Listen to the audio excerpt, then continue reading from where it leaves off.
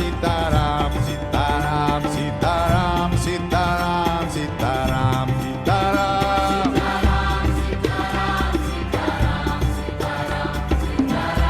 Ram, Sita Ram, Sita Ram, Sita Ram. Shri Ram, Jai Ram, Jai Jai Ram.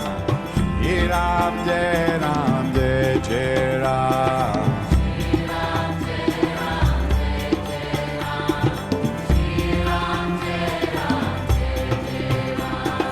Shri Ram, Jai Ram, Jai Jai Ram.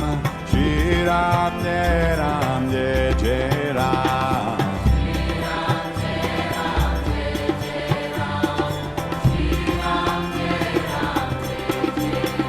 Sitaram, Sitaram, Sitaram, Sitaram, Sitaram, Sitaram, Sitaram, Sitaram, Sitaram.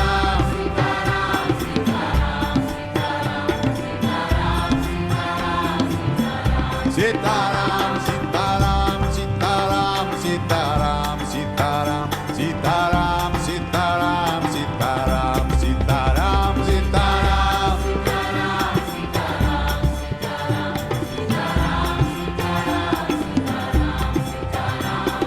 Shri Ram, Jai Ram, Jai Jai Ram. Shri Ram, Jai Ram, Jai Jai Ram.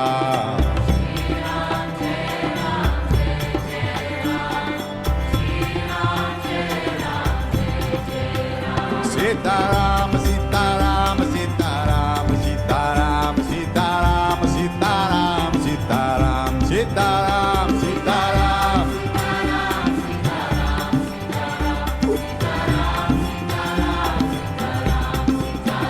Sitaram, Sitaram, Sitaram, Sitaram, Sitaram, Sitaram, Sitaram, Sitaram.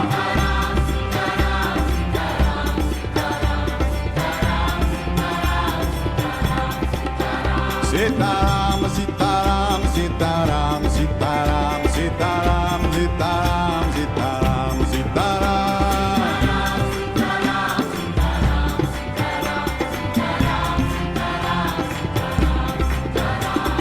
Shri Ram, Jai Ram, Jai Jai Ram. Shri Ram, Jai Ram, Jai Jai Ram.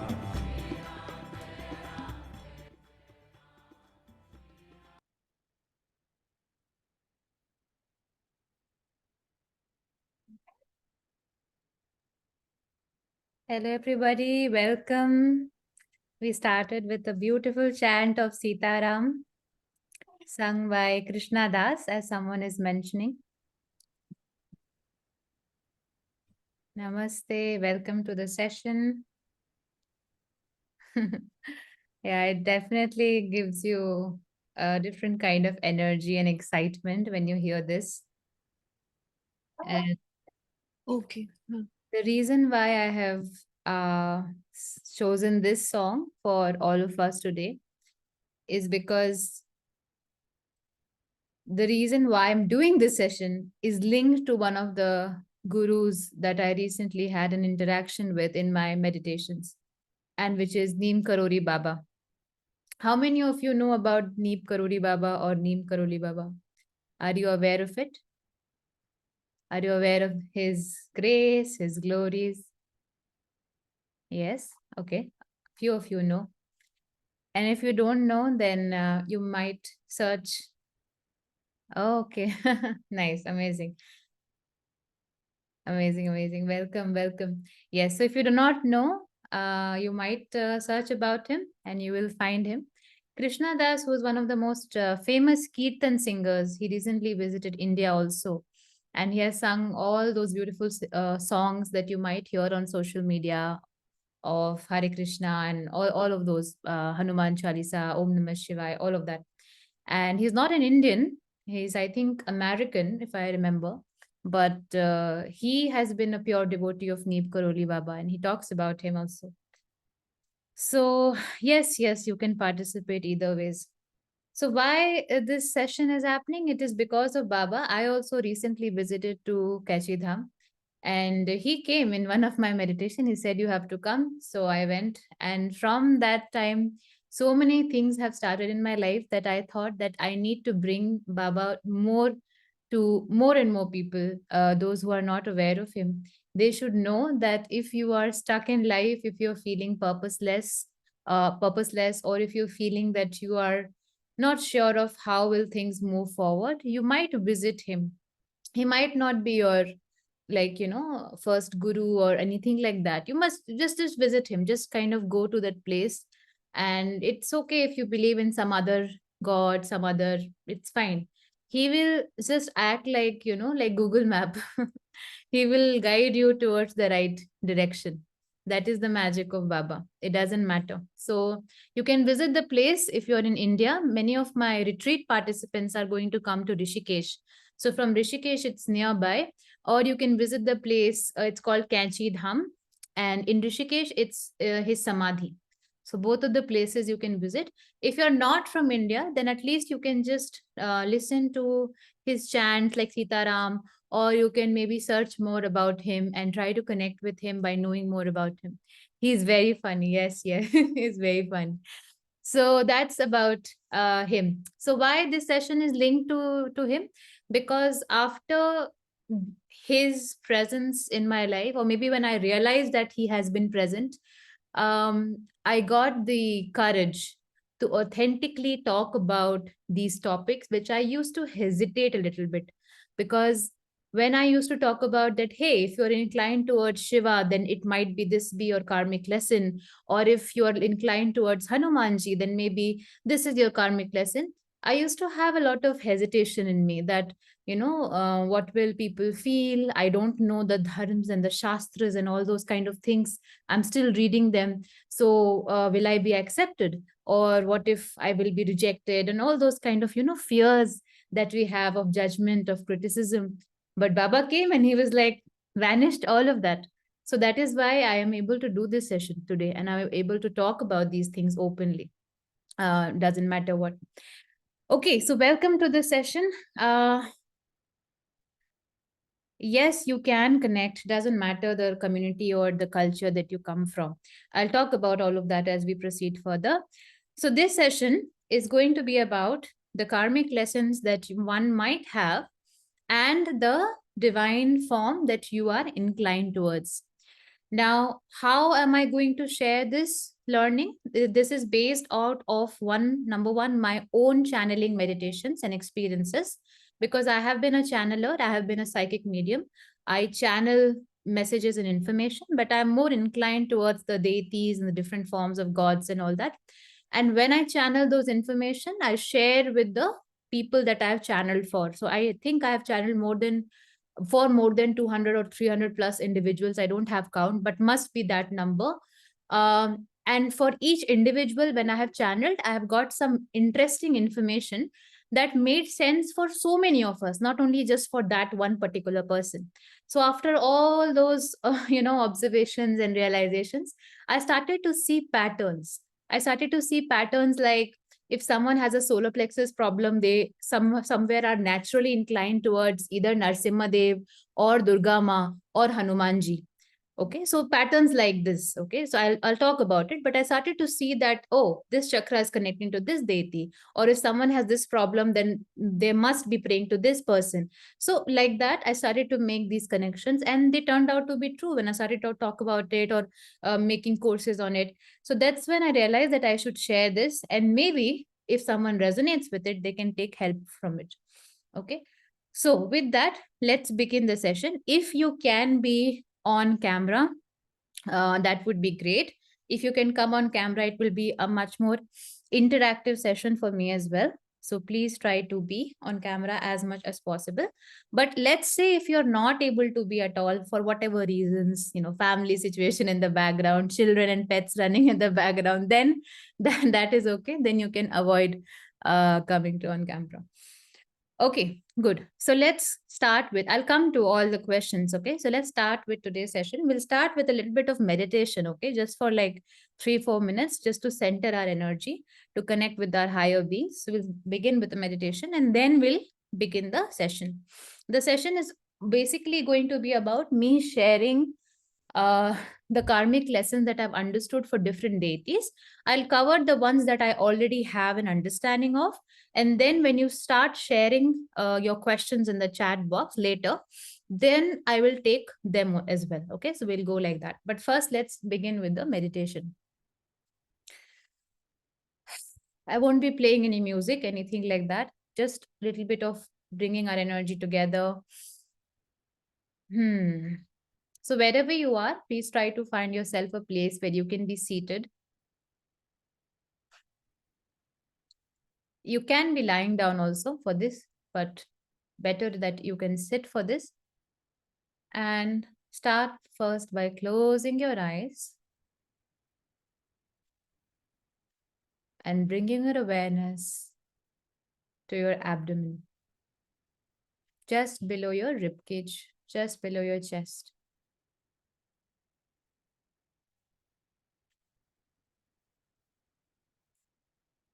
And keep your awareness there.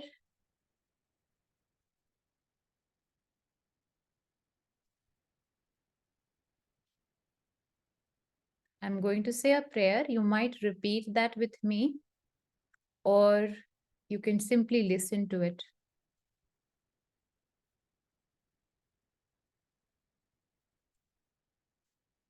O Divine Supreme, you appear to us in so many forms, gods and goddesses, as masters, as gurus, as teachers,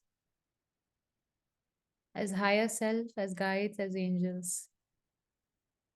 We acknowledge all your forms today.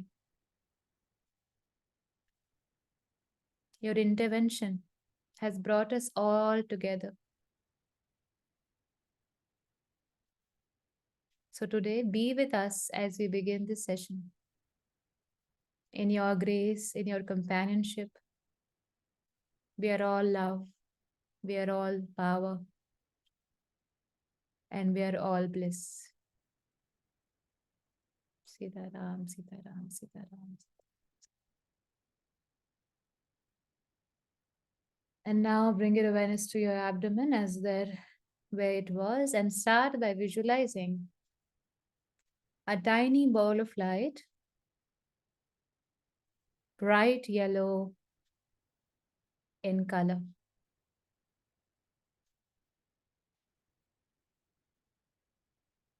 And see that ball of light expanding and contracting, expanding and contracting in your abdomen.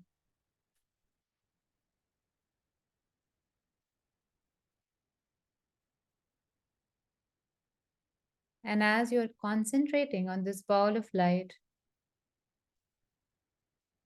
ask your higher self to help you surrender and help you receive what you're meant to receive in the next 90 minutes. Let me be all open. Let me be all surrendered. Keep your awareness to the yellowish golden ball of light, expanding and contracting.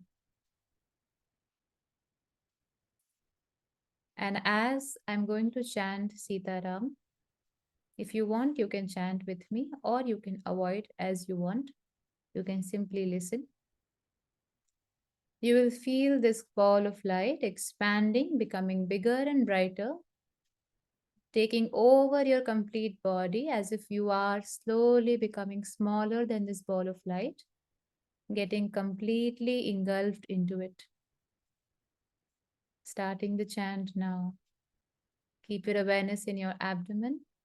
Sitaram, Sitaram, Sitaram, Sitaram, Sitaram, Sitaram, Sitaram, Sitaram. And keep seeing that ball of light expanding, becoming bigger and bigger, covering your chest, your body, slowly taking over your legs, becoming brighter and bigger. Sitaram, Sitaram, Sitaram, Sitaram, Sitaram, Sitaram, Sitaram, Sitaram. Sitaram, Sitaram, Sitaram, Sitaram, Sitaram, Sitaram, Sitaram, Sitaram. And now you are into the golden ball of light. See yourself in it. as we chant Sitaram, Sitaram, Sitaram, Sitaram, Sitaram, Sitaram, Sitaram, Sitaram, Sitaram, Sitaram, Sitaram, Sitaram, Sitaram, Sitaram, Sitaram, Sitaram. Feel the energy of that ball of light expanded all around you.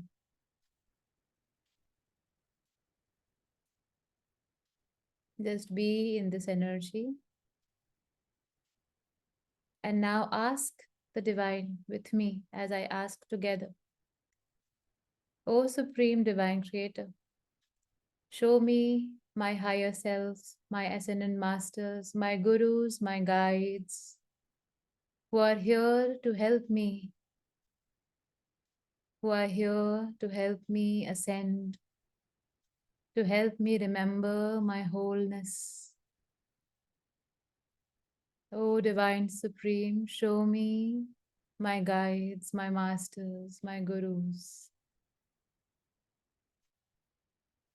And now you might be reminded of the God, the goddess, a master or a guru that you are supposed to connect with. You might see a glance of it in your vision or feel that you're being reminded of them in your thoughts. Look out for it now. O Supreme, let us all be in your absolute truth. And wait for that vision or thought to enter now. My guides, my gurus, they are here. Who are they? See if you get a name or a photo or an image in your vision.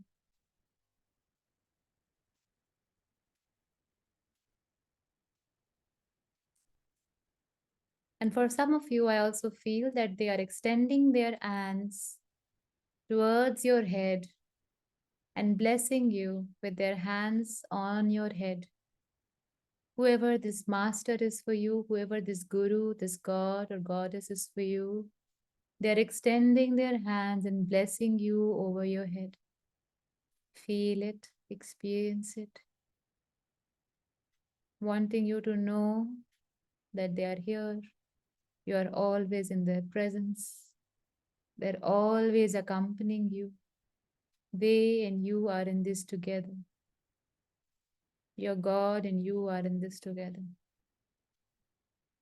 Feel their presence now.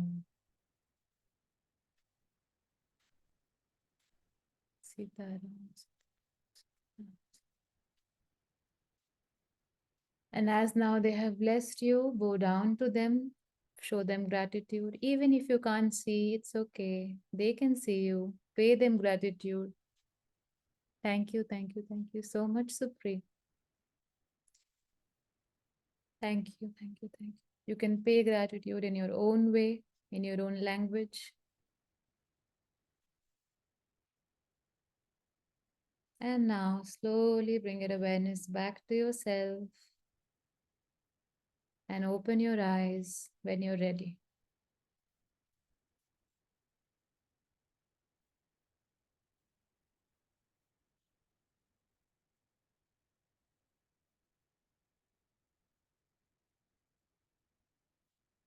Come back when you're ready.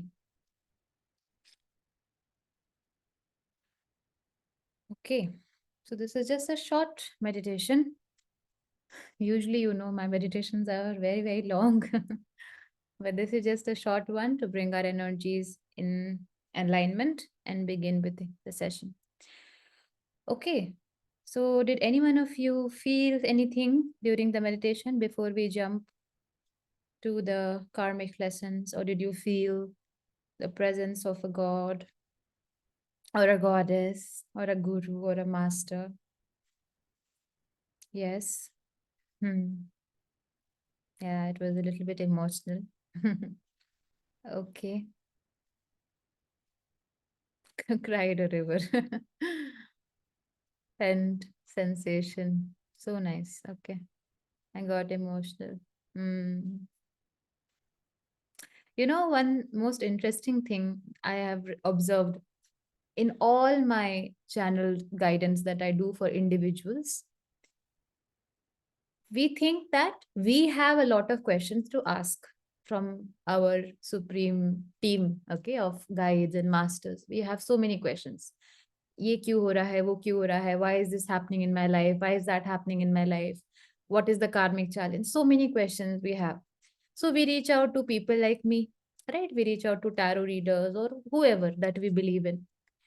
But you know, you will be surprised if I could literally give you the experience of how much they want to connect with you. They are so eager to talk to you, to give you messages, and they are searching. You know, they are like eager, excited. So usually, whenever I begin a session of channel meditation, recently I've done few tarot sessions. If someone who has taken a session recently, they can confirm on this that the messages that they want to give, na, like let's say if it's a 1 hour session, usually I tell people that it will be 60 minutes, but never it ends on 60 minutes. Never. Because your guides have a different plan and I have to take their messages first. So I begin with their messages and it goes for 40-50 minutes. Then after that, your questions come. Okay, so that's the most beautiful part and funny part, but I've seen. So when you are seeking, na, it's very true that what you're seeking, that is also seeking you. So when you are seeking for your lessons, for this and that, please know that they are also more than eager to give you. Be assured. So you should not be worried that what if I, don't do it right? What if I am not doing it in the right way? Don't think about all of these things. Okay, there is no perfect right way to connect with Supreme, because Supreme will reach to you. You just have to have the heart open. That is where we a little bit that is where we have to work on, because we get closed. We have too many conditions. The biggest condition that we have is that I am only not worthy to receive messages from Supreme, or I am only not, pure enough, ready enough, good enough, whatever. And that is the biggest condition. There's no other problem, there's no other way. Aisa nahi hai that I have some, scientific developed tool or some new method that I have discovered and I'm talking to some. No, it's not the case. Okay, it worked for me because I started as a child. If you have read my recent post, you would know a little bit about me. And as a child, I or anyone would have no such conditions. If my mom has told me that we can talk to God, that means I can talk to God. That is how a child thinks. That is how my mom told me that, it is possible. So I started talking to Sai Baba. That is the first Supreme that I connected with. And after that, it continued. So then that is why it's not some technique. Imagine I started this process of psychic medium and all these things when I was 4 years old. What method I would have known? Imagine. क्या पता होगा मेरे को? Nothing. There was no method. It was only faith and innocence. I am a child. I can deserve to be heard. मेरे parents मेरे को सुनते हैं तो वो कैसे नहीं सुनेंगे? If my parents are hearing me, how will not God hear me? That was my faith. And that worked. But as we grow up, our conditions become strong and it becomes difficult to believe in these things. But anyways, so that's why I'm here to make you a child again, right? So let's actually start with the karmic lessons. Okay. Now, because I have started with Sai Baba, I'll first talk about Sai Baba only today. Okay. How many of you have connected with Sai Baba or have ever prayed to Sai Baba? Yes. Yes. Okay. Okay. Good, good, good. So I'm taking a poll just to know that there are good enough people who could be benefited by what I will share. Okay. And meanwhile, do not put your questions of tell me about this God, that God. Why? Because I'll anyways cover slowly, slowly. And you will not be able to receive. Maybe Sai Baba wants to connect with you. Maybe you have not connected with him in the entire life of yours. But what I'm going to share might, give you something to kind of connect with him. So those things will be missed if you are distracted. So listen to what is being shared. After that, I will go to the next deity, then we will continue. Okay. All these questions, not able to connect also, we'll take care of that. But first, let's start. Okay. So Sai Baba, if you have felt an inclination, if you have felt drawn towards Sai Baba at any point of your life, if you have prayed to him, even though maybe nobody told you, maybe nobody asked you to, but you felt like I want to pray to him, or maybe someone told you, but it was not such a pressure, but you always felt that Sai Baba is, important for me, or I want to connect. So one of the things that has been a common pattern as a karmic lesson that I've seen, that all these people, they will have issues in forgiving themselves. They're very, very overly, you can say, strict on themselves. Okay, they're very overly hard on themselves. They can be very forgiving to others, by the way, very forgiving to others, very easy on others, but on themselves they are not. Okay, now those who are believers of Sai Baba or have felt inclination, maybe you can confirm on chat that is it true, because it has been a common pattern, right, that you are very forgiving to sorry, to others, but you are not forgiving to yourself. So one message that Sai Baba always brings is that, can you be very, very accepting and very, very forgiving of yourself? Self forgiveness and self acceptance has been one of the most common karmic lesson that I have seen for those people who have felt inclination towards Sai Baba. That is one. Okay. Next is, you might have heard, he has only two words that he always shares to people, which is that he has always shared to people, that is Shraddha and Saburi, right? He always talks about it. So Shraddha is faith and Saburi is patience, right?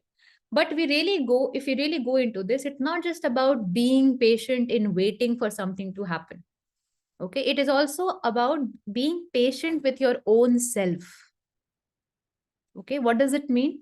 Most of you who have an inclination towards Sai Baba, your karmic lesson could be that you are very, like, you rush to judge yourself, you rush to criticize yourself, you rush to hold yourself back. Okay, so can you be more, what is the word for it? Maybe like giving yourself more chances. Can you give yourself more chances? Can you be more patient with yourself? That is one. And number two, can you believe in yourself? Because faith, okay, Shraddha, is not just for him or for other people. How are you seeing yourself in that? Going easy on oneself, yes. Believing in yourself is going to be very important if you're inclined towards Sai Baba.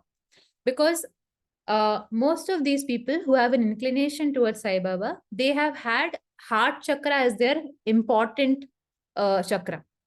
Okay. And when I say important, I mean that this is the chakra that they have to most work on. Okay. Why? Because their heart chakra is imbalanced. Mostly what I've seen is that their heart chakra is imbalanced, which means that they can be over giving. They can be extremely over nurturing, over caring, etc., etc. But when it comes to taking care of themselves, nurturing themselves, receiving something, it becomes a problem for them. Okay, so if you're inclined towards Sai Baba, you must also work on your heart chakra, and you must work on balancing this balance of receiving and giving. Okay, in fact, if there is anyone who see, someone is already saying, I was going to ask. So if someone who's inclined towards Sai Baba, there is a high chance that you are, because think about Sai Baba also. Na, he was such a giver. He would, if he has, let's say, one chapati, he will give like 9 portions of it to somebody else, and only a little bit is left. So we have a similarity with the gods that we are connected to. But this is the common pattern that I've seen. So now what can you do to work on your heart chakra? You already have Sai Baba to take care of that. So why not take help of him to kind of balance your heart chakra? So what would you do for this? Simple, very simple. You have any Sai Baba mantra that you believe in. Let's say if you have Om Sai Namo Nama. Okay, the most simplest one. So what you do, you bring your awareness to your center of your chest, okay, here, which is in your heart center. And you start by visualizing a green color ball of light or a green color circle in which you can see a little bit of image of Sai Baba, any image that comes to your vision at that time. And by keeping your awareness here, you start chanting either in your mind or out loud, Om, Om Sai Namo Nama, Om Sai Namo Nama, Om Sai Namo, whatever mantra that you have. Okay. Keep your awareness here and start with the chant. Okay, that's it. And do it at least, let's say, for 1 minute, 2 minutes. If you even do this for like every day and make it part of your life, you will see an incremental change in your healing journey, in your spiritual journey. And also, you'll be able to balance your heart chakra, which is actually one of the most important chakras for you in this lifetime. Okay. The solution that I'm sharing with you today are the ones that I have individually shared with the people who have taken the channel guidance with me. These are the personal, but when I realized that this actually works for everybody, I thought, why not share with everybody? It's a common thing, right? If you have heart chakra issue, then it's going to be a balance. And if you're inclined towards Sai Baba, heart chakra can be connected with other deities also. But if you have inclination towards Sai Baba, then you must use his, grace or his light for this. Okay.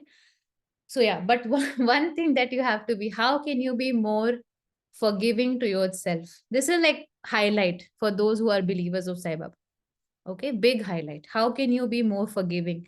And in fact, if you just observe those who are inclined towards Sai Baba, if you just observe today only, last 24 hours, you might notice that you have already been very critical to yourself. You might notice that you might have already said, Arey, I didn't do this, Arey, I didn't do. You're already regretting something, or you're already in that low energy. So, how can you be more forgiving? That is something.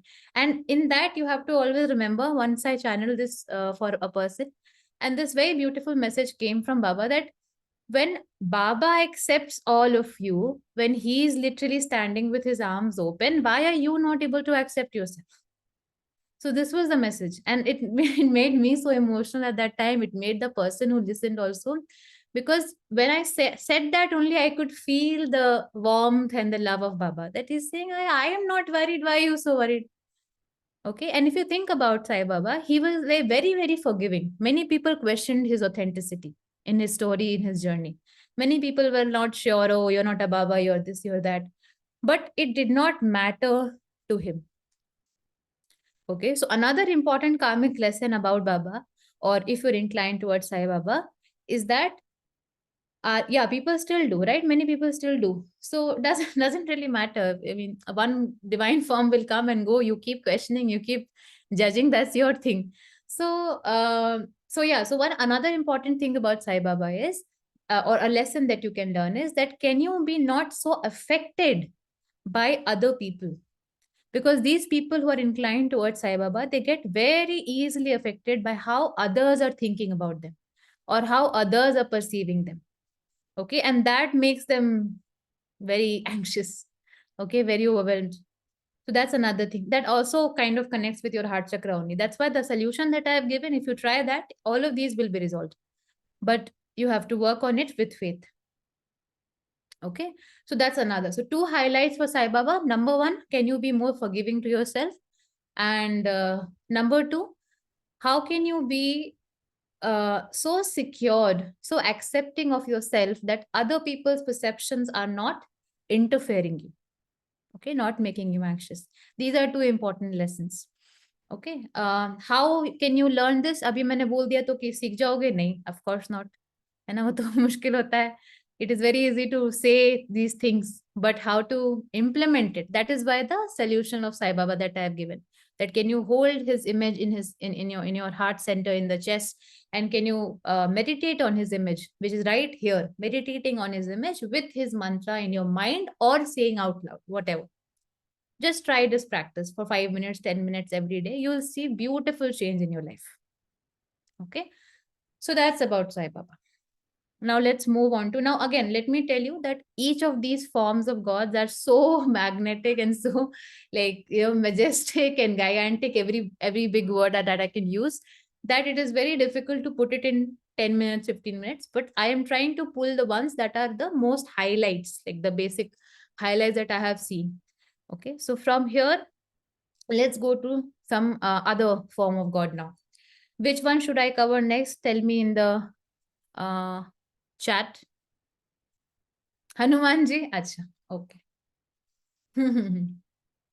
Okay, okay. अभी सब बोलने लगे. Okay. Ramana Maharshi. अरे, very nice, interesting. ठीक है. So let's start with Hanuman ji. Then we'll go with this list. जो ये चल रहा है, we'll see. Okay.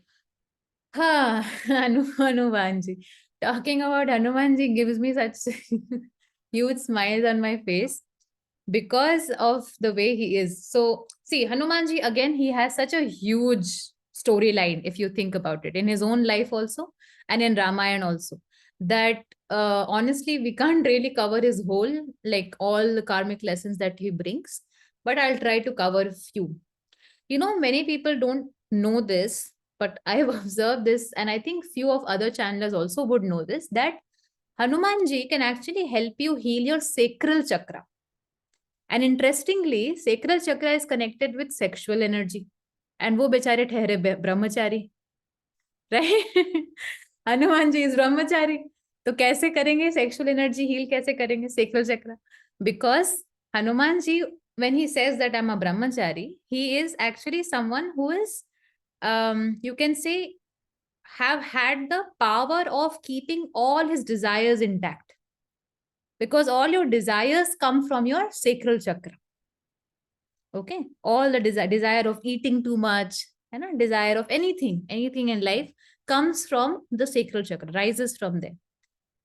But someone who has mastered all his desires, that is why, because the biggest desire for a human incarnation or for a body would be the sexual desire. So he has empowered or has had the control of all of that.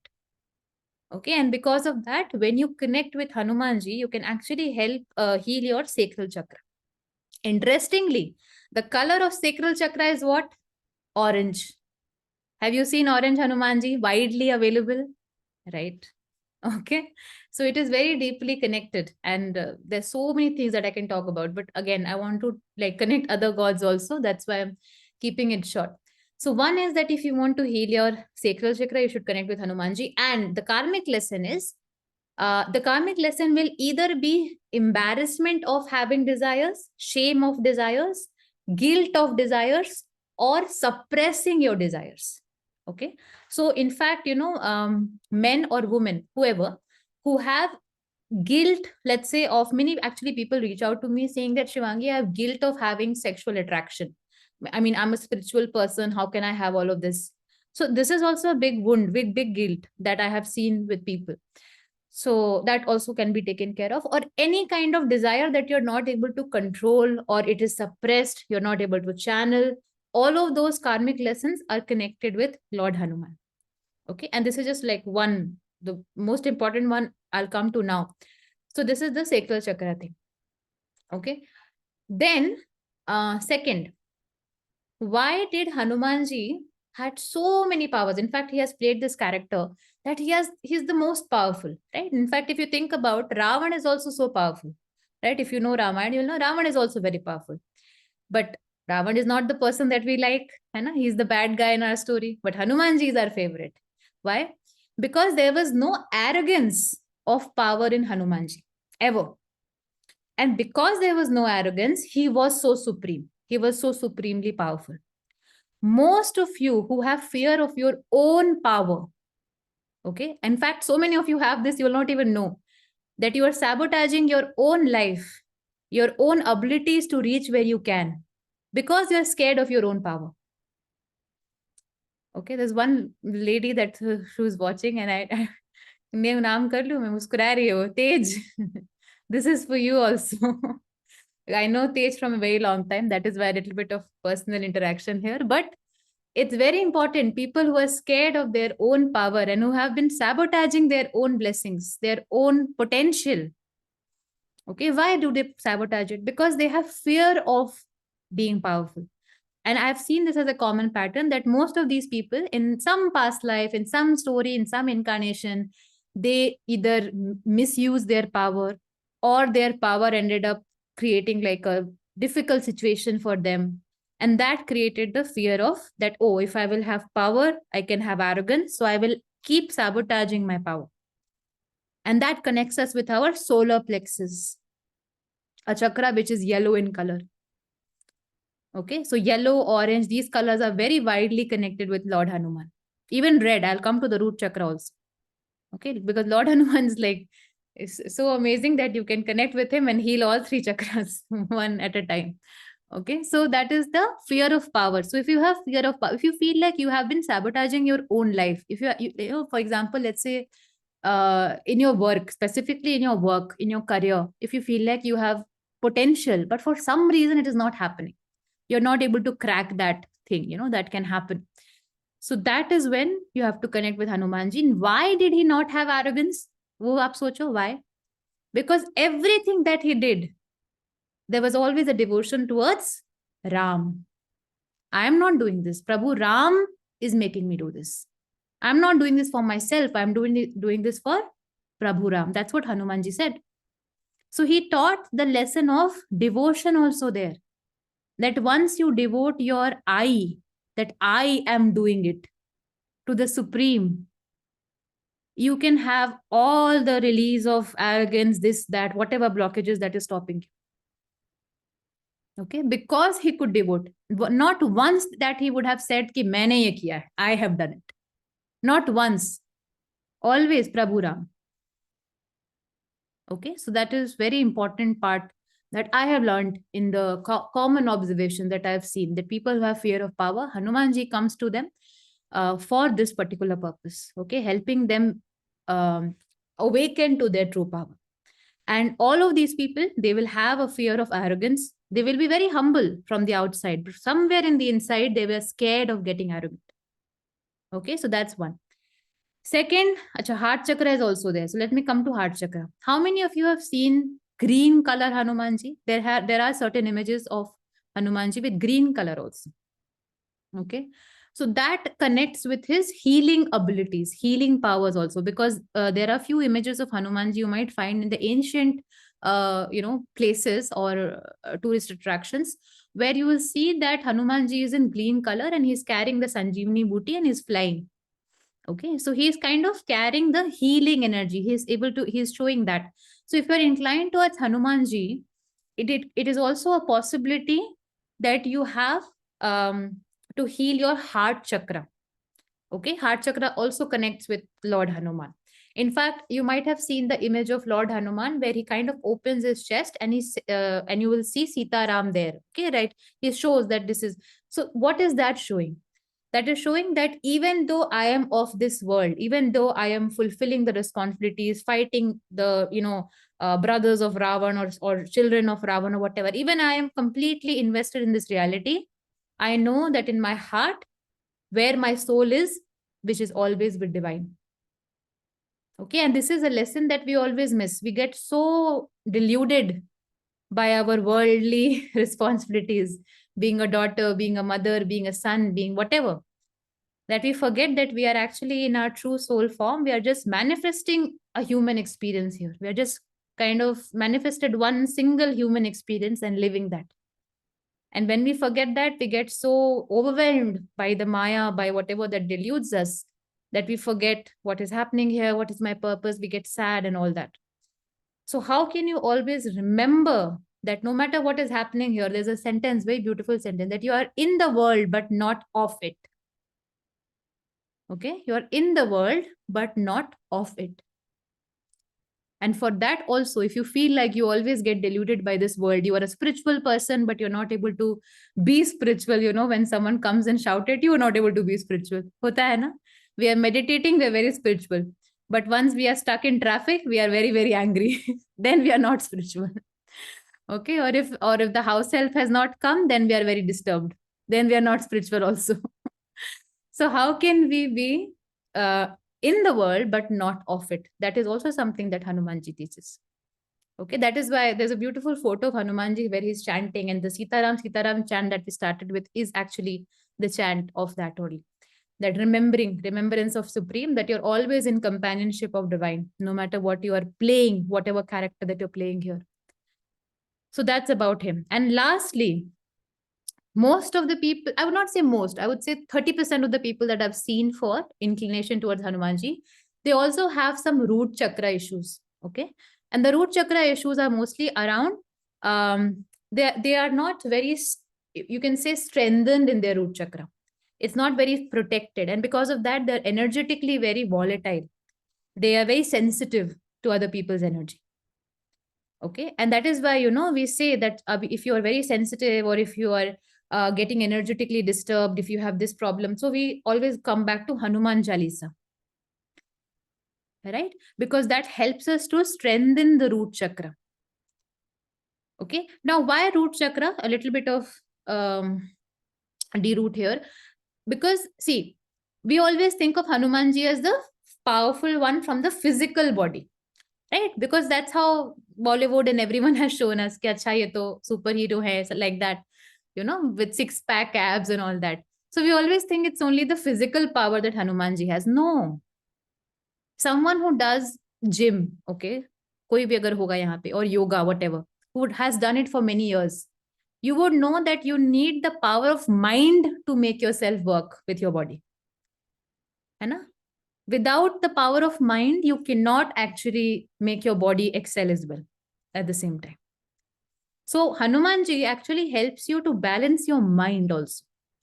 And mind is connected with your crown chakra. And crown chakra and root chakra are two things that are interconnected. Our 7 chakras, they're interconnected. The crown and the root are connected. The third eye and the sacral chakra is connected. Okay? The throat chakra and the solar plexus are connected. That is why when mothers, when a woman has become pregnant, when she's expecting, we say that she's very holy, or she will get very intuitive. You might have seen that few mothers, they get very intuitive.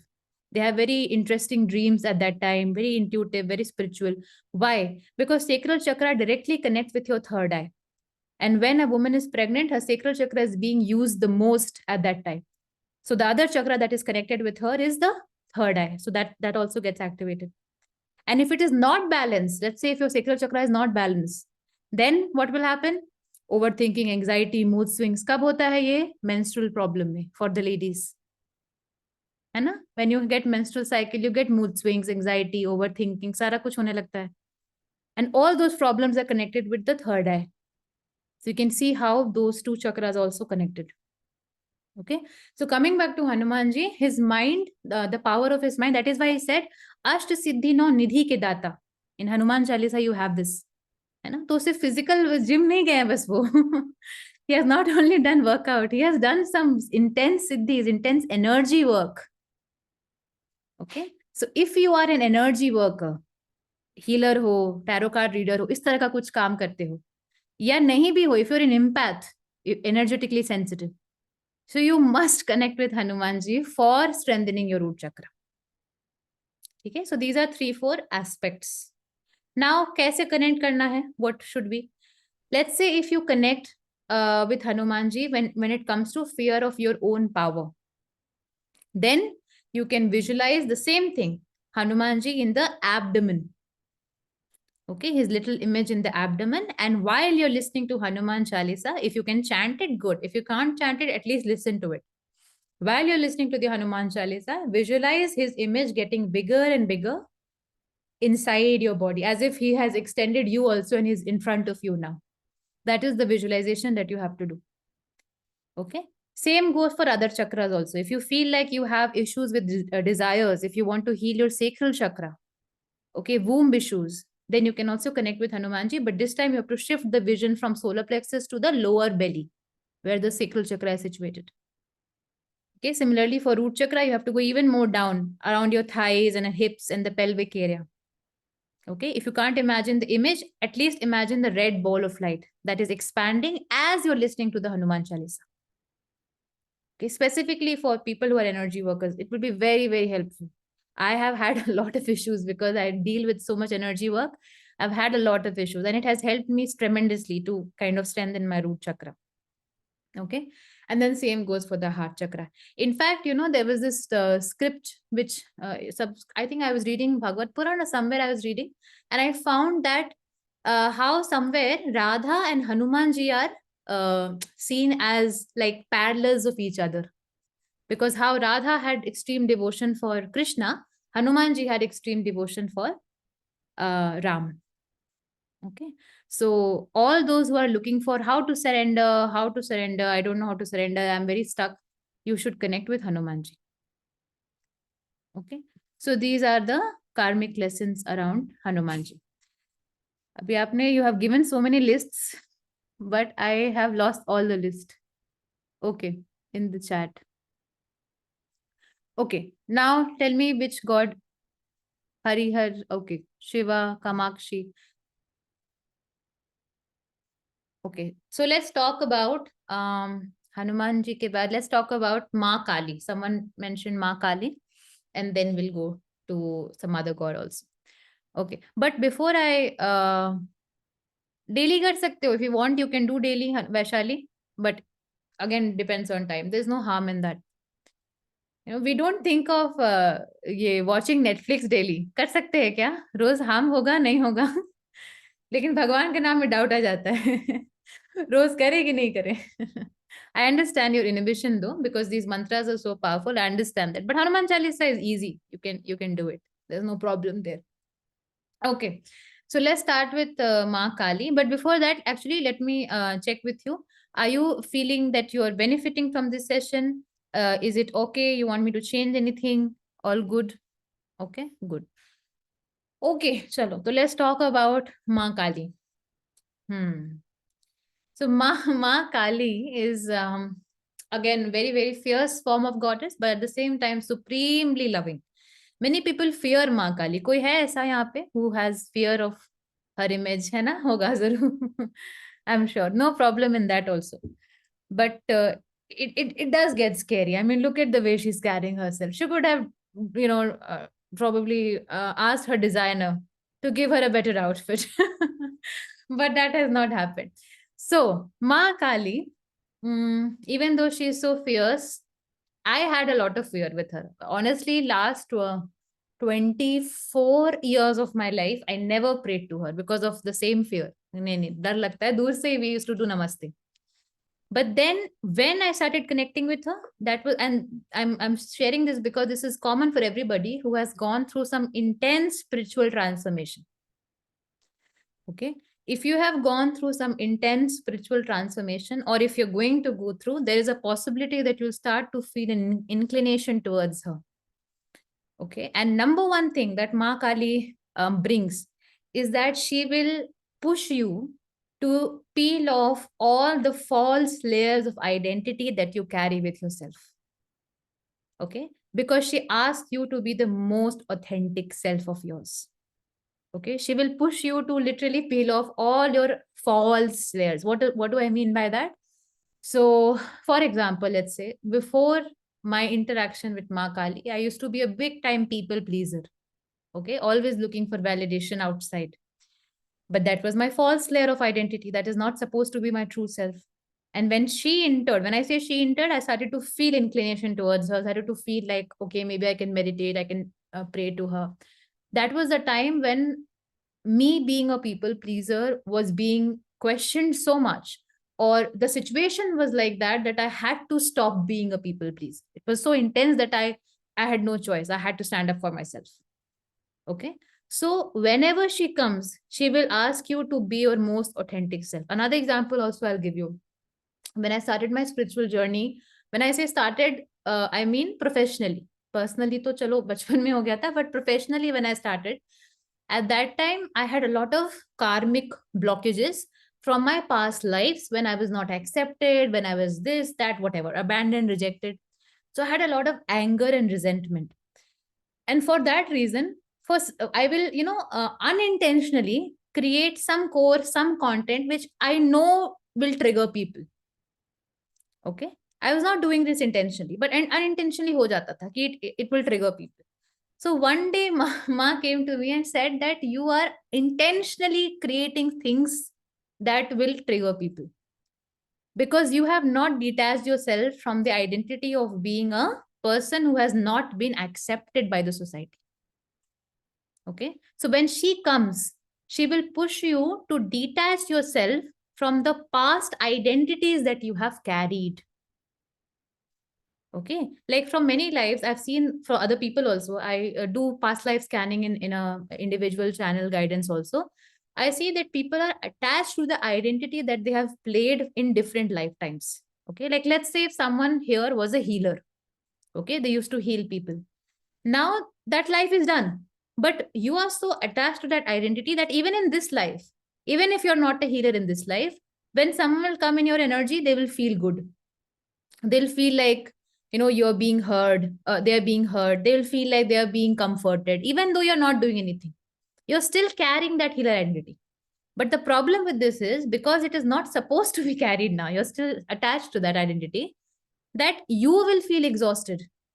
And that is why most of the empaths, they can't interact so much with so many people. Okay, koi hai empath yahan pe? Someone empath who can't interact with so many people, can't go out, because they are so attached to their past identity of being a healer, that they're still energetically healing people when they're coming in interaction with each other. Okay, you're not knowing it. You're just going for a coffee with your friend, and you have taken their energy and healed it and come back, and you don't know. They are so fine, but now you are disturbed. Right? Most of the time, people who are empaths and all, they will have these kind of friends. They will say, "Arey, with you now, I feel so good. I love talking to you. Whenever there's a problem, I'll call you. But what about you? You're not being in the best energy, right?" So why is that? It is because we are attached to that identity of being a healer, that I have to heal, I have to fix, I have to give, I have to provide. Okay. So these layers of identity also get discarded, and she asks you to discard it. So when we are inclined towards Maa Kali, number one, work on shadow work, okay, which is basically letting go of all your false layers of identity. And it's very difficult. It's very difficult initially, because you think that, "Nee, this is me, this is who I am. Okay, I can't be like anyone else. This is who I am." Because most of us are so attached that we don't realize that this is not you, who you are. You think that you are this, but you're not. Okay. And Maa Kali is very triggering. What she has for you might trigger you at the first place. When she comes to you in your meditations, in your prayers, she'll start triggering you. And which means people will also start triggering you when you're inclined towards her. In your reality, family members, friends, they'll start triggering you. Okay, this will happen. I'll tell you my example only. When 2021 or somewhere, I used to upload again videos, okay, on Instagram. So that time I did not have so much following, few people. So few people, some unknown people or unknown stranger, whatever, they will come and comment, "Arey, how do you know? How old are you even to talk about all this?" And I used to get very angry, And I was very young at that time also. Must be like 24 or something. So I used to get very angry. "Arey, ऐसे क्यों बोला? मेरे को ऐसे क्यों किया?" I used to get very angry. Okay. Why was this happening? Why were strangers coming and triggering me? Because I realized that I still had the need of validation from those people. Okay. And that need of validation was something that I was attached to from so many lifetimes. खत्म ही नहीं हो रहा था. चला जा रहा है, चला जा रहा है. Right? So, इसीलिए, that is why it's important that when Maa Kali is coming to you, she is asking you to let go of those false layers of identities. And it's very difficult because पहले नहीं लगता. First you will think, "नहीं, I am right. Who is she? She doesn't even know anything." होता था मेरे साथ. I am a psychic medium. I can see someone and tell their whole life. Who is she to tell me this? I had that ego issues. Very openly, I'm telling you. But थोड़ा push करते करते realize होता है कि ये सब फालतू. There's no point of all of this. Okay. So whatever your false layer of identity is, for someone, it could be a people pleaser. For someone, it could be someone who's very, some people who are very extreme. होते हैं ना, I am all in or all out kind of person. दिखा होगा अपने Facebook, Instagram bio में. I am all in or all out kind of, means if I am in a relationship, I will give 100% or I am out. Okay. The people who work in extreme, that is also a false layer of identity. Extreme nahi hai aap. You are in balance, you're in alignment. Okay, so whatever your false layer of identity is, that you have to let go if Maa Kali is coming to you, because she will make you do that by this or that. She will make you do that. Okay, my way, highway, whatever, however you want to put. बहुत सारे false layers of identities हैं. Honestly, इतने सारे हैं that I can't even tell you. Some people can have fear of success. Okay, that is also a false layer of identity. Okay, that, oh, if I am humble, then only, no, sorry, if I am if I will become successful, then I will not be humble. So if I am humble, then I'm a good person. Oh yeah, biggest false set of identity, I have to be a good person. ये तो सबसे बड़ा है. कोई नहीं समझ पा रहा है गुड है क्या. Nobody knows, है ना. Nobody is defining what is good. We are all trying to be good people, good person. So that's also a false layer of identity. You don't have to be a good person. That also she questions. She will hit you from all corners of your life. And most of the times when Maa Kali enters your life, let's say if you have not prayed to her before, but suddenly you have started to feel inclination, I can bet on this that your life is go to a complete shift. You will become more and more authentic and pure version of you. And in that process, because you're becoming more you, those who are not aligned with your authentic self will go away from your life. Okay. That is why sometimes relationships, they get disturbed, friendships. Okay. Maa Kali also will ask, because see, her energy is so powerful, so fierce, that she will ask you to give your 100% to her. Okay. So you can't like distract your energy anywhere else. That is why she will demand all of you with her. Okay. So these are also the few of the things with Maa Kali. So how can you connect with Maa Kali? See, number one, again, root chakra healing, you can definitely do with Maa Kali. Ancestral healing also you can do with Maa Kali. Okay. Very simple. Again, you have to chant any Maa Kali mantra. The one that I do is Om Cream Cream Kalikaya Nama. But you can do whatever you want. Acha, ye bhi hota hai. Many people have this thing that but Shivangi, Kali mantra is like so intense. Can we do it? Can we not do it? These doubts also we have. See, it is intense or it becomes intense because Kali Ma brings the most deepest and darkest layers of you right in front of you. So it becomes difficult to accept it. Okay, that's the only thing. And that is why people feel, oh, aisa to aisa ho gaya. I started to feel vision. I started to get sick, whatever, this and that. Because her process is very quick and powerful. ठीक है तो वो ready रहना if she is coming in your life. But trust me, I'm testimonial of her grace that it all gets very beautiful. Okay. And many of you, actually, if you have inclined towards Kali, from Kali, you will reach to Krishna. That journey will happen. Okay. Krishna and Kali are like twins. So from Kali, you will reach Krishna. But Krishna के वो बांसुरी तक पहुंचने के लिए काली माँ का वो एंगर भी झेलना पड़ता है. ठीक है. She is not angry at you, of course, but her form is that fierce. Okay. But nothing to fear because, you know, there was a time, I'll tell you, there was a time in my meditation when I used to see after a year of connecting with her, okay, tab tak I was comfortable with her energy. Initially, she did not come like this. Initially, she used to come in a very motherly form. But after a year, I used to get visions in my meditation where I'm meditating and she appears in front of me. She takes something, some weapon in her hand and cuts off my head. Okay, this is the vision. I'm like, okay, because I had 1 year of experience, so then I was like, fine, sab kuch to hoga. And I was very happy when she was cutting off my head. You know, that is the most funny part. I was feeling very good after that vision. So that was identity less. See, she helps you becoming identity less. Your head represents identity. Okay. And when you become identity less, when you become, you know, this person who's not attached to these false layers of identities, then you come to your authentic version. And that is when Krishna enters in your life. Okay. For those who have transitioned from Kali to Krishna, those who have always been a devotee of Krishna, that's a different story. But for these people. Okay. So that is about Maa Kali. So how can you connect with her? So you will chant her mantra. While you're chanting, try to visualize red ball of light in the lower body, okay, wherever that you're trying to do. No, it's not only with root chakra. Kali Ma has literally all chakras. Okay, but for the highlights for now, I'm mentioning the ones that are most common. So root chakra and throat chakra. Because throat chakra, if you know, it is also called Vishuddhi chakra. Okay, and Vishuddhi means pure.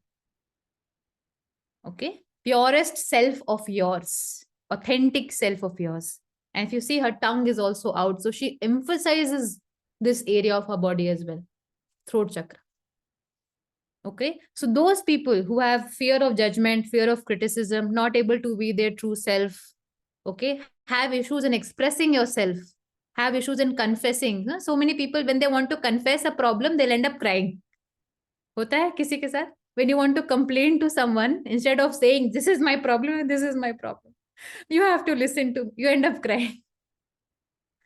Right, this happens. You're not able to express yourself, even though when you know that it is your right to express, but you're not able to. Okay, so if that is a challenge, if throat chakra is a challenge, and if you're feeling an inclination towards Ma, then visualize a blue ball of light right in the throat chakra when you're imagining the blue ball of light here, and then just chant her mantra either in your mind or say it out vocal. I would say both, do both. First start saying it verbally, and then bring it like a whisper, and then bring it inside you as if you're thinking of her, chanting and meditating on her here.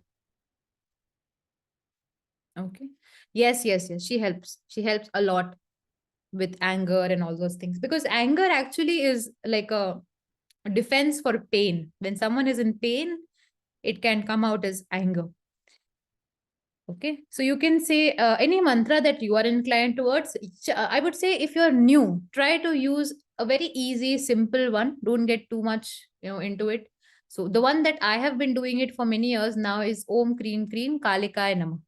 This is the one that I have been doing. Okay. Yeah, I know many Tantra experts and all that, they talk. But see, the reason why is that when Tantra comes, they have a completely different ritual of connecting with Maa Kali. There's a huge different, completely different ritual. So it also depends upon your approach. Okay. Another reason why it's very secretive and all that is because many people in past, maybe or maybe not also present, have approached Tantra for self benefit.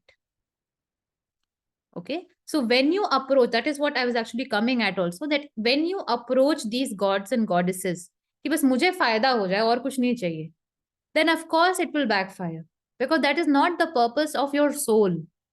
Your soul wants to feel oneness with that form of God. It wants to feel one with Ma, it wants to feel one with Hanumanji, it wants to feel one with whatever God that we're talking about.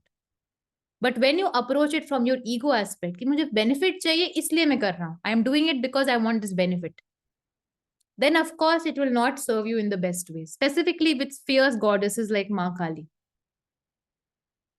Okay, so always hold the emotions of a child when you're connecting with Ma, or a little sister or little brother when you're connecting with Ma. Okay, if you're connecting with Hanumanji, maybe you can keep the feeling of a disciple or a friend for that matter, that Hanumanji is your friend. The relationship matters here. If you're giving that emotion out, that energy out, it will never backfire. It will never create any problem. I've had students, a few of them are here also, who have been connecting with Maa Kali through my meditations from so many years now.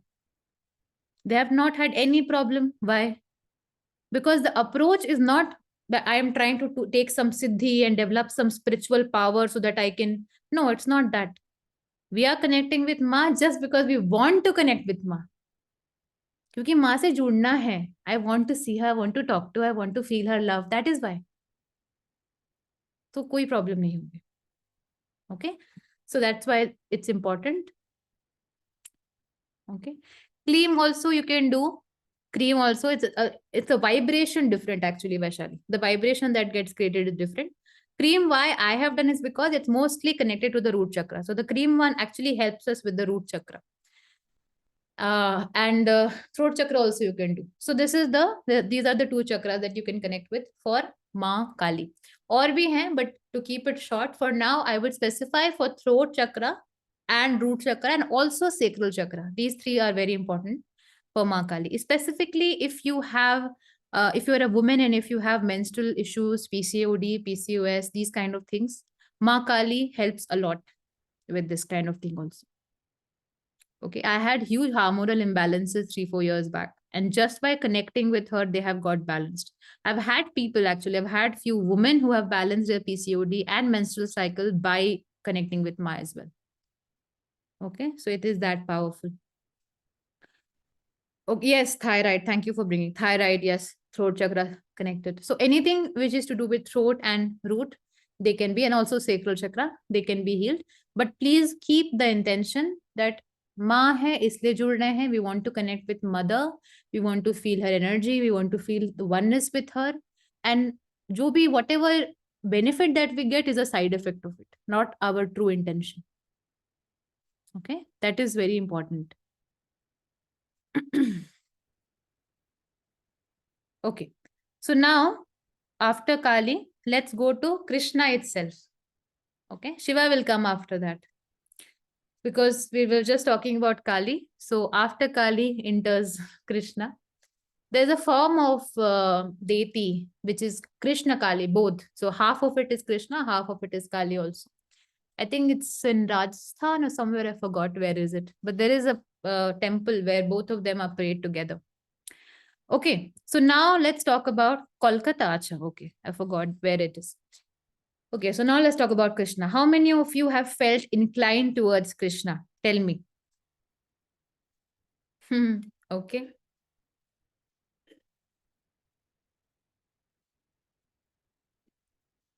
Okay, good, good, good, good. All right. So if you have felt inclined towards Krishna, again, Krishna, I think he's the one that is like, I feel for me, at least for me. Here also, actually, I want to clarify this.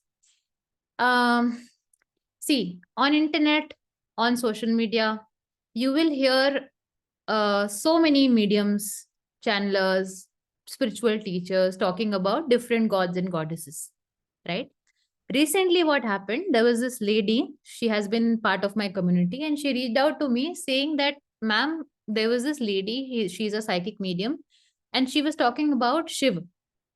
Okay, and she was saying that how Shiva is not real and something like that. I forgot what was the concept, but she was talking about something from which this lady got triggered.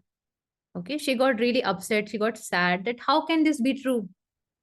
That Shiva is not real. I have been a devotee of Shiva for so long. And this psychic medium is talking about that Shiva is just an energy. He's actually not a physical form, whatever. So then she asked me that, what is the real truth? Can you tell me whatever? Now, if I also say, again, it will be from my perception only. Right? Because who knows if I am speaking the truth? कौन validate कर रहा है? I can say, मैं सबसे ज़्यादा जानती हूँ. But who is validating? So one thing that we have to understand is that all these supreme forms of God, okay, they are like ocean. Okay, their understanding, their information, their energy is like ocean. And how and what are we? What are our consciousness? We are like cups, small cups. Okay, can you understand the whole ocean just by a small cup? No, no. Let's say if I go with a bucket or with a tanker, okay, so then maybe a little bit more. So that is the only difference. Okay, that when we try to understand God, number one, it is beyond capacity to understand and perceive divine. Okay, because our consciousness is this much, supreme is infinite. So you can only understand supreme from a little bit, whatever capacity that you have. Okay, now someone has understood from a different, let's say they had a cup, I had a mug, someone had a bottle. They're all trying to take a little bit from the ocean of God, ocean of supreme, and saying, no, this is God. Another one is saying, this is God. Okay, so please take what resonates with you. That is very important because there's so much messaging, so much information widely available. Even if I am talking about something on today only, I am also talking about giving you new information. So take what resonates with you. Okay, because otherwise, if you will try to fill other people's cup or try to see what is in their cup, then your cup will not expand. You will stay the same. Okay, so that's why it's very important. Okay, so now moving to Krishna. Again, Krishna for me has been one of the vastest, like it has been very difficult to comprehend Because Krishna has so many chapters, and each chapter teaches something so beautiful, so unique, right from his birth till the time when he went as a advisor on the chariot with Arjun. He has so many different forms that it is very difficult to comprehend all of them. Okay, but I'll try to touch the ones that I have seen as a common observation in my channel guidances that I've done for people. So number one, when you're inclined towards Krishna, this is 100% that you are here to learn the lesson of detachment. Okay, that is one of the most important things, that you're here to learn the lesson of detachment. What is detachment? Many of the times we confuse it with, oh, detachment is I have to detach from my family, I have to detach. No, that is not detachment. You have to detach from your own false layers of identities. Okay, this is where you will again remember Kali. We were talking about the similar thing in Kali, right? So you have to detach from your own false layers of identities. And that is what he teaches. That is why, if you think about the Bhagavad Gita, it talks about all the time, it talks about that you give everything to me. You forget the concept of I. Me is here, Krishna. You forget the concept of I. Okay, that I am doing something, I am receiving something, I am enjoying something. You have to completely devote all to Krishna. Similarly, like Kali, he demands all of you, all your identities, all your false layers. He demands all of that. Only difference is Kali asks us in a fierce form, Ma asks us in a fierce form, and he is so charming, he's so attractive that you will want to give it. There's nothing left. You will want to give it. Le lo, sab le lo aap. That is what used to happen with gopis. Right? They felt this inclination, this charm, this attraction towards Krishna. And no, that is why, if you think about it, he's one of the most popular gods from our culture. If you think about it, right? The popularity level is next level. The whole world, mostly all the countries, they will not know maybe other gods and goddesses, but they will know Krishna. Okay. Another interesting thing I'll tell you, the spiritual speakers who have got very, very famous, okay, except a few, you would see that they are mostly the followers of Krishna. They're talking about Krishna. Okay, because that is the charm of Krishna. There's the pull in him. When you start connecting with Krishna, you will get pulled towards his energy. Okay, so that is, and one of the most important things that he doesn't teach you to leave your home and sit in some place and keep meditating and leave all your responsibilities. No, he doesn't show that. He shows you the path of walking your highest path. Okay, what is dharma? Dharma is your highest path. Like, for example, when Arjun was in that battlefield, okay, and when he had to fight that war, okay, if it was about being spiritual, the so-called spiritual that we understood, Krishna would have said, you go and meditate, why are you doing all of this? Right? But Krishna did not give that advice. He said, rather fight. And fight whom? Fight his own family. Imagine the level of detachment. Okay, so difficult to fight your own family. So when Krishna comes in your life, or when you're feeling inclined towards him, he will pull you to your highest path. So those who have started to feel inclination towards Krishna recently, it must be that your highest path is calling you, whatever your highest path is. Your highest path could be a profession. Your highest path could be a relationship. Your highest path could be just someone that you have to be. Okay, and that is calling you, that is asking you to kind of do the duty, like how Arjuna had to do the duty.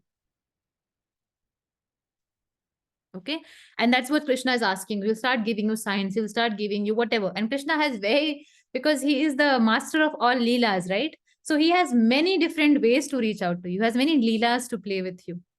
And he will also teach you to reach him through Maya, but not by escaping it. This is very important. We feel that, yeah, Mayapati, right? We feel that, oh, this is all illusion. I don't have to get into this. I have to be spiritual. I have to be a kind person. We are always escaping. We don't have to escape. We have to go through the Maya. That is what Krishna teaches you. So what is going through the Maya means? Means you be here. You be the mother, you be the daughter, you be the wife that you are, you be the son that you are, you be the colleague that you are. But can you keep walking on your highest path? Can you keep clarifying or clearing out your karmic lessons while you're being them? His way of teaching is not meditate karo aur seekh jaoge. Nahi. His way of teaching is be with your mother if you have a difficult relationship with him, and talk to her, with her, and talk to her and learn your karmic lessons. So those people who are escaping, they will feel inclination towards Krishna. He will pull you to your life again. Okay, बहुत लोग होते हैं, when we start the journey, na, when we begin the journey, that is why Kali enters. She isolates you. She like, nahi, nahi, abhi first you have to work on yourself. After that, she leaves you to Krishna. Then Krishna brings you back to the world.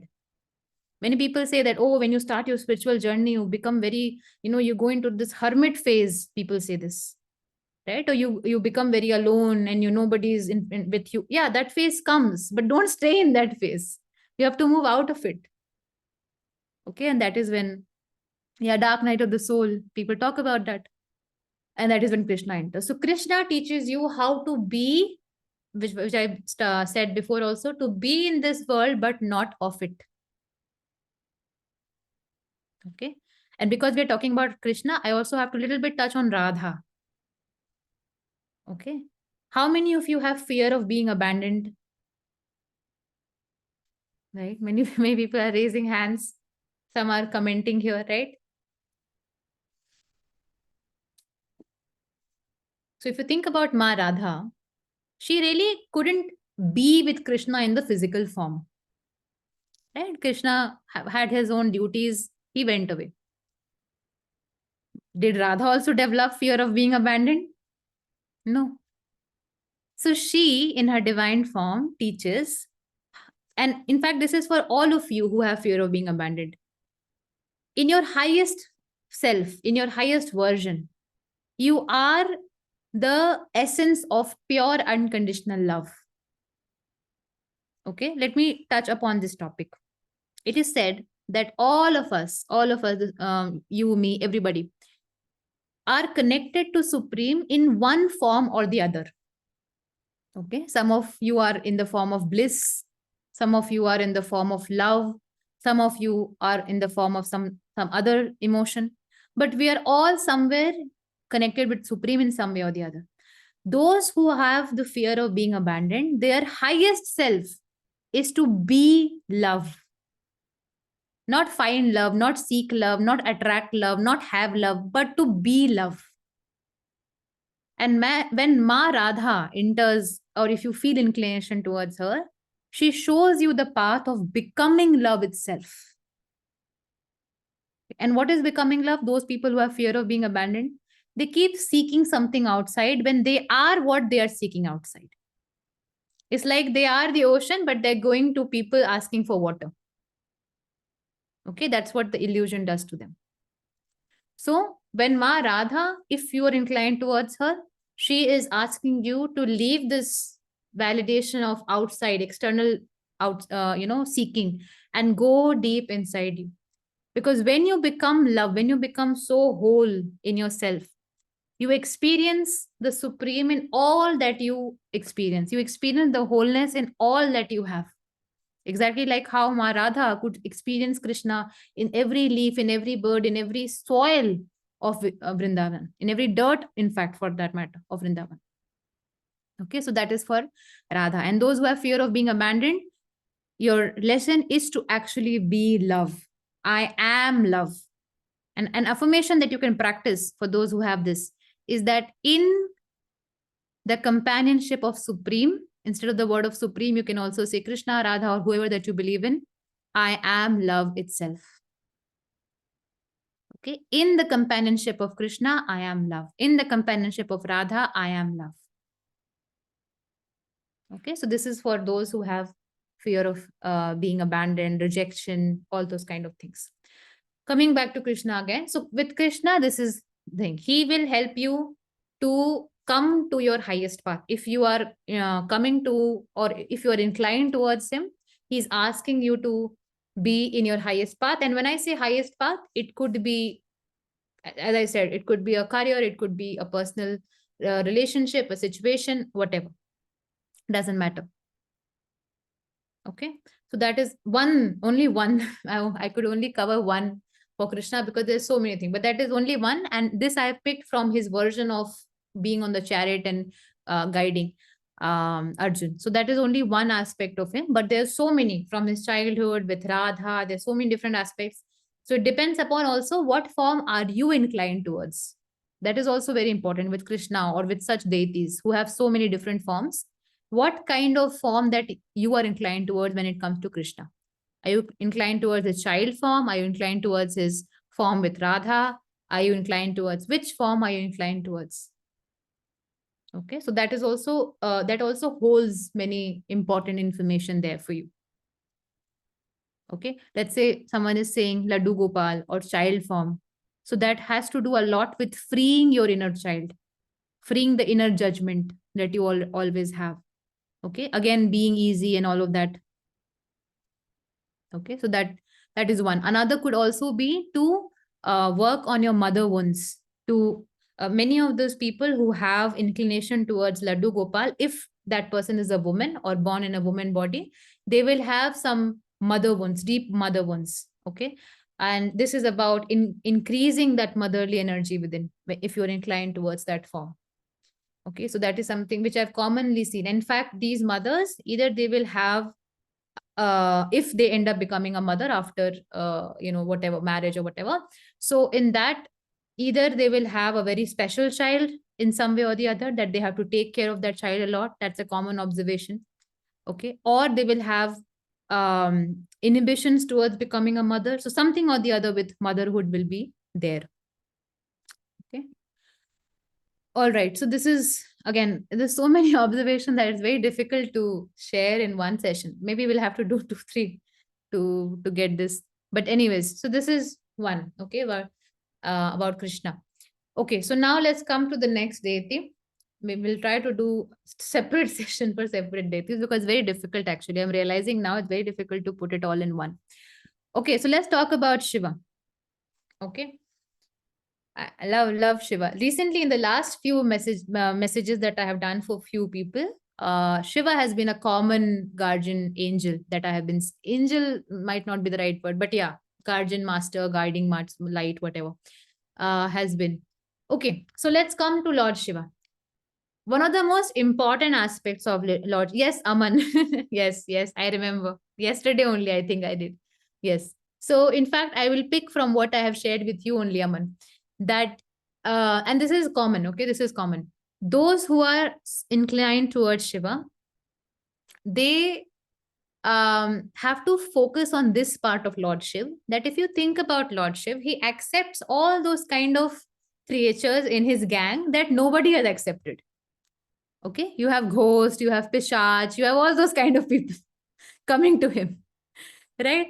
Second, when the Samudra Manthan happened, if you know about the story of Samudra Manthan, at that time, everyone was after Kamdhenu, this, that, whatever they wanted to take. But Shiva was like, I'll take the poison, right? He took it. So that is the beauty of Shiva. Whatever that is not accepted by the world, he accepts. He takes it. Which means what? That whatever aspect that you are not accepting of your own self, and you have to accept it, that is when Shiva enters in your life. That is when you feel inclination towards him. Because there's so many aspects of you that you do not accept, you do not like, you keep hiding from, we keep escaping from. Like, for example, insecure. We get insecure, all of us do, but we don't want to accept it. And if there's a huge karmic lesson, thank you, Aman. Yeah, so Aman had a channel guidance with me a day back, and Shiva came for his session. It was so beautiful. 50 minutes, I forgot his questions only. We talked about Shiva only.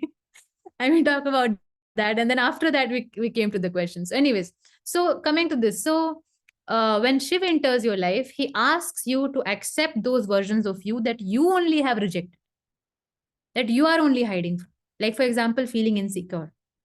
All of us feel insecure. All of us feel jealous. Nobody accepts. Okay, I'm not feeling insecure. I'm fine with it. I'm very happy for her. Good for her. We say like this, na? She got married, very nice guy, very happy for her. We say like this. So we have all these insecurities, these feelings that we don't want to accept about. Okay, another one, something which is a very taboo and not much discussed. Having sexual desires, we don't talk about that, right? God has given you those also, but you don't want to accept that I have them.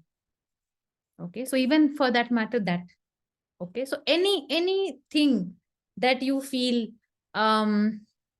which you are only hiding from, Shiva comes to you and says, accept it. Because through that happens shadow work. Through that happens the work of acceptance. And when you do shadow work, when you do acceptance, we feel ki, acha, if I accept it, if I bring it into light, then what will happen? It will actually get dissolved. Acceptance dissolves your issues. Yes, destruction. Exactly, Salona. Because when these things that you have been accumulating and you're hiding from those aspects of you, they're accumulating, na? They're somewhere being built. But once you accept them, once you bring them into light, they get dissolved. Dissolution ends. Okay, so he helps you in kind of, maybe destruction is a little bit extreme word, but he kinds of help you in dissolving those aspects of you. Okay, in his compassion. सबसे ज़्यादा compassionate है ना? We always say Shiv ji Bhole. Why do we say Shiv ji Bhole? Bhole Bhandari. We talk about that. And all these demons, they meditate and they get some spiritual powers from Lord Shiv. Tathastu, lo, chalo, ho gaya. Then everybody is in problem. Because he is the most compassionate. What does it mean? It means that no matter what bad karma, this karma you would have done, if you want to forgive yourself from that karma and release yourself, ask Shiv. Because Shiv already kar chuke honge. Shiv has already forgiven you for all your bad karmas. You are attached to them and you're crying. Okay, so when you want to release those, that is why Maa Ganga flows from his jata. What do we say? Maa Ganga? Maa Ganga is purifying all our bad karmas. कहाँ से आती हैं वो? कहाँ से निकलती हैं? शिव जी से. Maa Ganga is also very forgiving, very accepting. Okay, similar energy. So that is one thing about Lord Shiv. Okay, that is only one big aspect that I would say. But there's one more. In fact, there are many more, but one more which I have commonly seen for Lord Shiv. Those people who have father wounds. Okay, when I say father wounds, I mean either you had a difficult relationship with your father in this life, or you had a difficult relationship with males in general, or you have masculine energy imbalance. Okay, so any of these issues, if you have, you might feel inclination towards Shiv, because Shiv brings that protective, providing energy. Okay, and if you feel unsafe, okay, in fact, many women I have seen who have had past life experiences of, let's say, being abused or being exploited, I have seen that they are very inclined in this life for Shiva or towards Shiva. Okay, they feel safe, they feel protected. So if you have any of those things also, you might feel protected. Sorry, you might feel inclination towards Shiva, and he helps you to kind of feel that inner security, to feel that inner protection, develop rather that inner protection. Okay, and lastly, for those who have, let's say, a spiritual calling. Okay, let's say if you're a medium, healer, anything like that, if you're a spiritual person, and if you have dedicated your life to that only, you don't have any other thing to do, in that case also Shiv can come to you like a guru, like a teacher. Okay, because he's the one who has taught so many things just by doing normal conversations with Parvati. Right, that is how Vigyan Bhairav and so many scriptures came into the picture. Kundalini awakening, all of these, who taught? That is why he said Adi Guru, Adi Yogi, the first teacher. So if you are a learner of these work, energy work, spirituality, all these things, Shiv will come to you and will take you in his shelter, and he will be your guru, he will be your teacher if you are in this practice. Okay, I remember that this whole segment of how Ma Sati, kind of sacrificed and then went, another rebirth happened, and then Parvati came. That whole segment, I remember once I got this message from my guides, is actually a person's journey towards spiritual awakening. Okay, if I would have had time, probably I would have, maybe I can take 2 minutes. Okay, so I'll talk about it. So, are you aware of that whole segment of how first Ma Sati was inclined towards Shiv, and Daksh, her father, was not so much happy with that selection, right? And the whole story. So, if you're aware of that whole story, very quickly I'll cover this, because this has been a very good question. Someone asked me in, I think, 4 or 5 lives back. I've done few live sessions and that time. So this message came, and I really liked this message, and it's purely coming from them. I honestly have no credit in this, no understanding. They gave this, and it was very beautiful. I also personally liked it. So the message was that Ma Sati is playing the role of a spiritual seeker who has just started its spiritual journey. Okay. So the first stage of spiritual journey or spiritual awakening is that you start to feel inclination towards some form of God or the other. Okay. Or maybe universe, whatever. Like how Sati started to feel inclination towards Shiva. Okay. See how it is beautifully segmented, crafted. Okay. So the first step is that. Second step, ये होता होगा, all of you would have felt this, that when you started the spiritual journey, you started to feel a little bit indifferent from other people. You can't relate with other people, right? Exactly that happened with Ma Sati. Her own father had a different belief system, but she had a different belief system. She was feeling like, nahi, ye to, why are you only praying to Vishnu? Why don't you pray to Shiva? So she started to be in her rebel energy or rebel phase, if I can say. Okay. Similarly, like many of you, I'm sure that if you have been a spiritual seeker, kabhi na kabhi you have been a rebel. When you're like, Arey, you don't understand this, you don't this, your family is not understanding you, you feel that, right?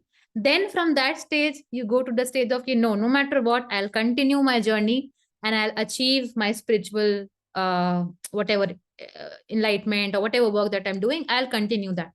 So Sati, irrespective of Daksh not accepting her or not accepting Shiva, she went with that, and she hermit mode and all that people say, right? So she went with Shiva.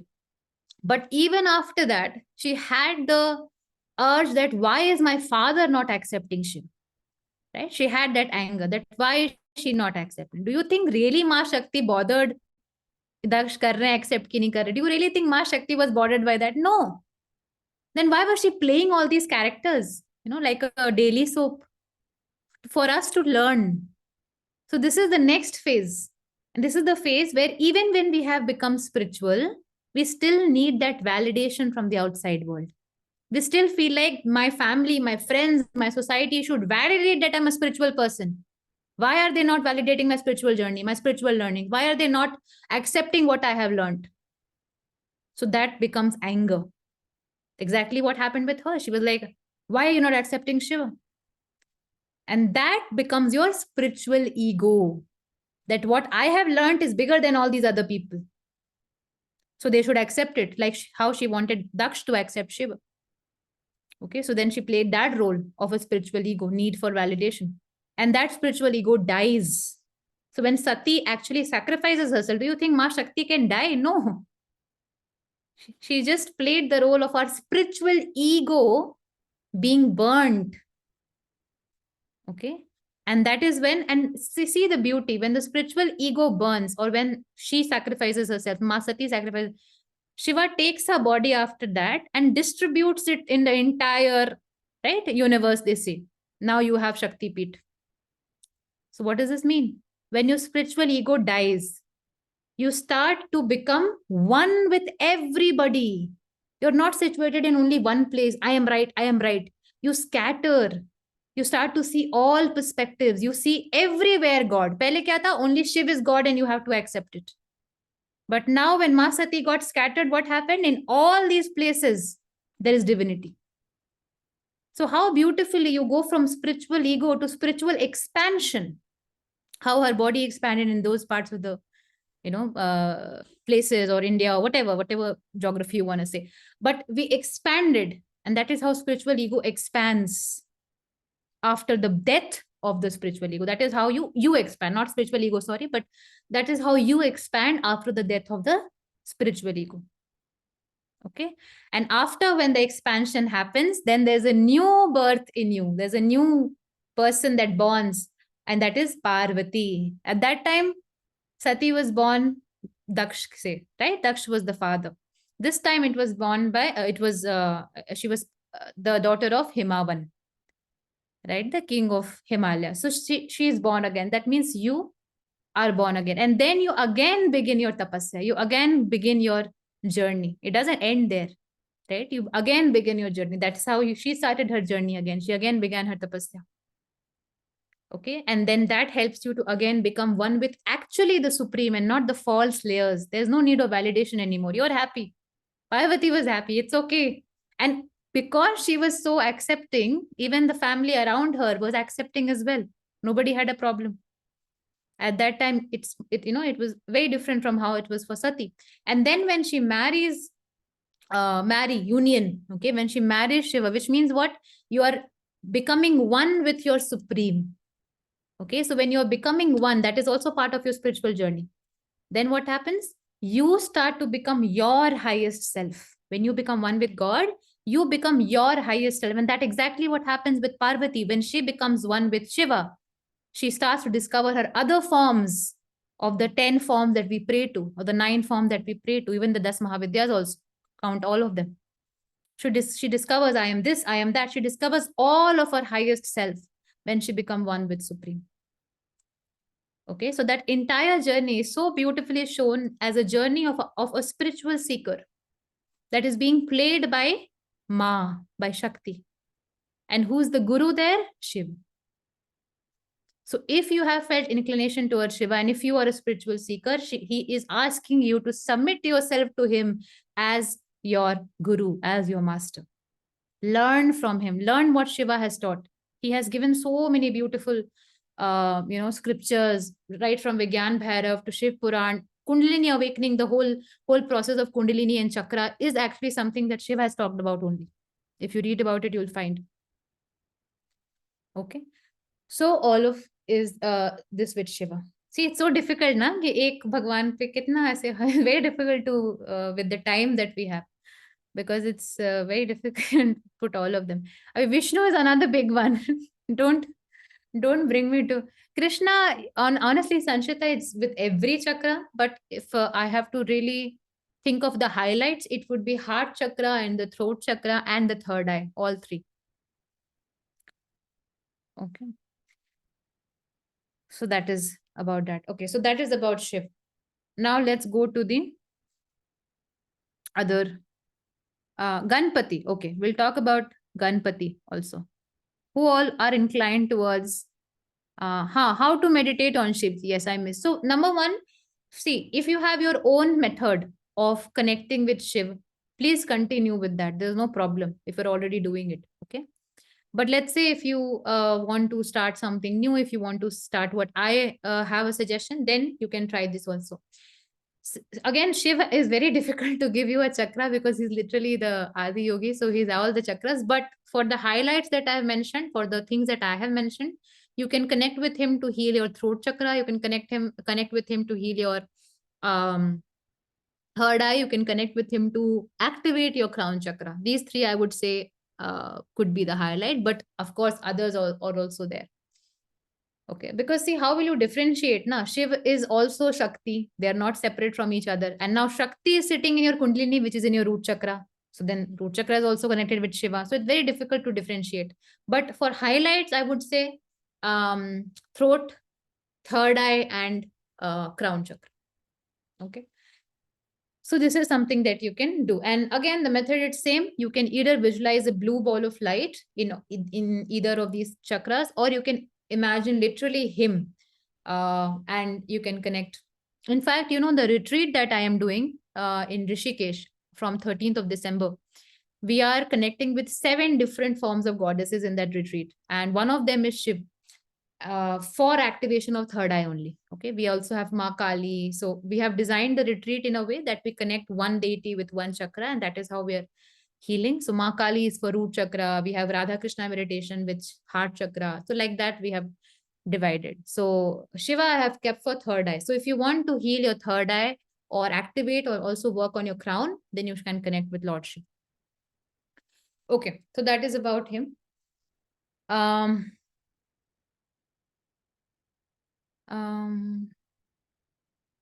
yeah, you can connect like a child. Yes, you can actually, you can see what feeling that are you getting from him or from any other form. If you're feeling like you're seeing him as your guru, then be a student for him. Or if you're seeing that you are seeing him as your father, then see yourself as a child in that situation, in that meditation. So that is how you can change. Okay. Okay, so now let's go to the next. Lord Ganpati. Okay. So how many of you are interested for Lord Ganpati? Why I'm taking as a public poll is because, not because I'm biased to any of the gods, but because it should be relevant to all of us. Okay. That is why. Why am I not able to? Okay. Me. Okay, good. All right. So let's begin with Ganpati ji. Now, very honestly, I have seen Ganpati or Lord Ganpati only for few people, very honestly, in my guided messages. Maybe because I have to connect with him more, maybe because of that, or maybe because I've not had enough people who have him as a ascendant master, as a guru. But yes, I have seen him very less in most of my channel meditations. But whenever I have seen, once I have seen it for a child. I was doing a channel guidance for a child. Okay. Her mother asked me to do it. And oh, I love that session. It was like Ganpati has become a child for that child. Okay. It was very, very beautiful. And that child was also very special, is very special, rather, is very, very special. He's very gifted, spiritually gifted child. He has been a devotee of Ganesha when he was 2, 3 years old, I believe, if I remember right, from very young. So it was amazing, very, very different session. And that is the beauty, when you do for a child now, it's a completely different session because the layers of ego is so less at that time. So for me to connect with them, it's so beautiful. And my God, like I become a student when I'm channeling for a child. And that child soul is like a teacher for me to learn. So it's very beautiful. Anyway, so coming to Ganpati. Now, Ganpati ji, number one, that Ganpati, everyone says na Ganpati is connected with buddhi, right? Mind. Okay. So, Ganpati ji always helps you to, no, when I say here buddhi, I don't mean your real brain in that way, but I mean your inner intellect, your inner wisdom. Okay. So, when Ganpati is coming into your life, it is mostly because you have been someone who always either seeks outer validation when it comes to making a decision about your life. Okay, like for example, let's say if you want to buy a house. Okay, and from inside that maybe right now I should not do it. Your inner wisdom is already telling you, but you have a problem in trusting your inner wisdom. You are not very flowing with that. You're not very easy with that. So you always have a tendency to kind of, okay, let me ask this person, let me ask that person, let me go to this person. You have a tendency to seek it outside rather than believing in inner wisdom. So that is one lesson that he comes with, that you have to believe in the inner wisdom that you have. Okay, so that is one. Number two, Ganpati also helps us to balance our senses. Okay, because he's literally the guru of all the five senses. Okay, he also has his big ears and everything. Why has these senses has been extremely glorified? Because he's showing you that if you want Ganpati, if you want to be the leader of the masses, if you have to be the one who's supreme over the other collective, you have to have the control of your five senses. Okay, so he comes to you when either of your senses are overtaking you, which means what? Either number one, let's say, let's say you are not able to control the ability of speaking. Either you're speaking too much or you're speaking too less. That is also a part of it. Senses could also be if you are not eating right, if you're eating things that you shouldn't be right, that is also part of it. But mostly what is senses is that senses give you the understanding of this reality. right? That, okay, I have a laptop, I have whatever, Shivangi is here, light is here, whatever. You have a sense of this reality.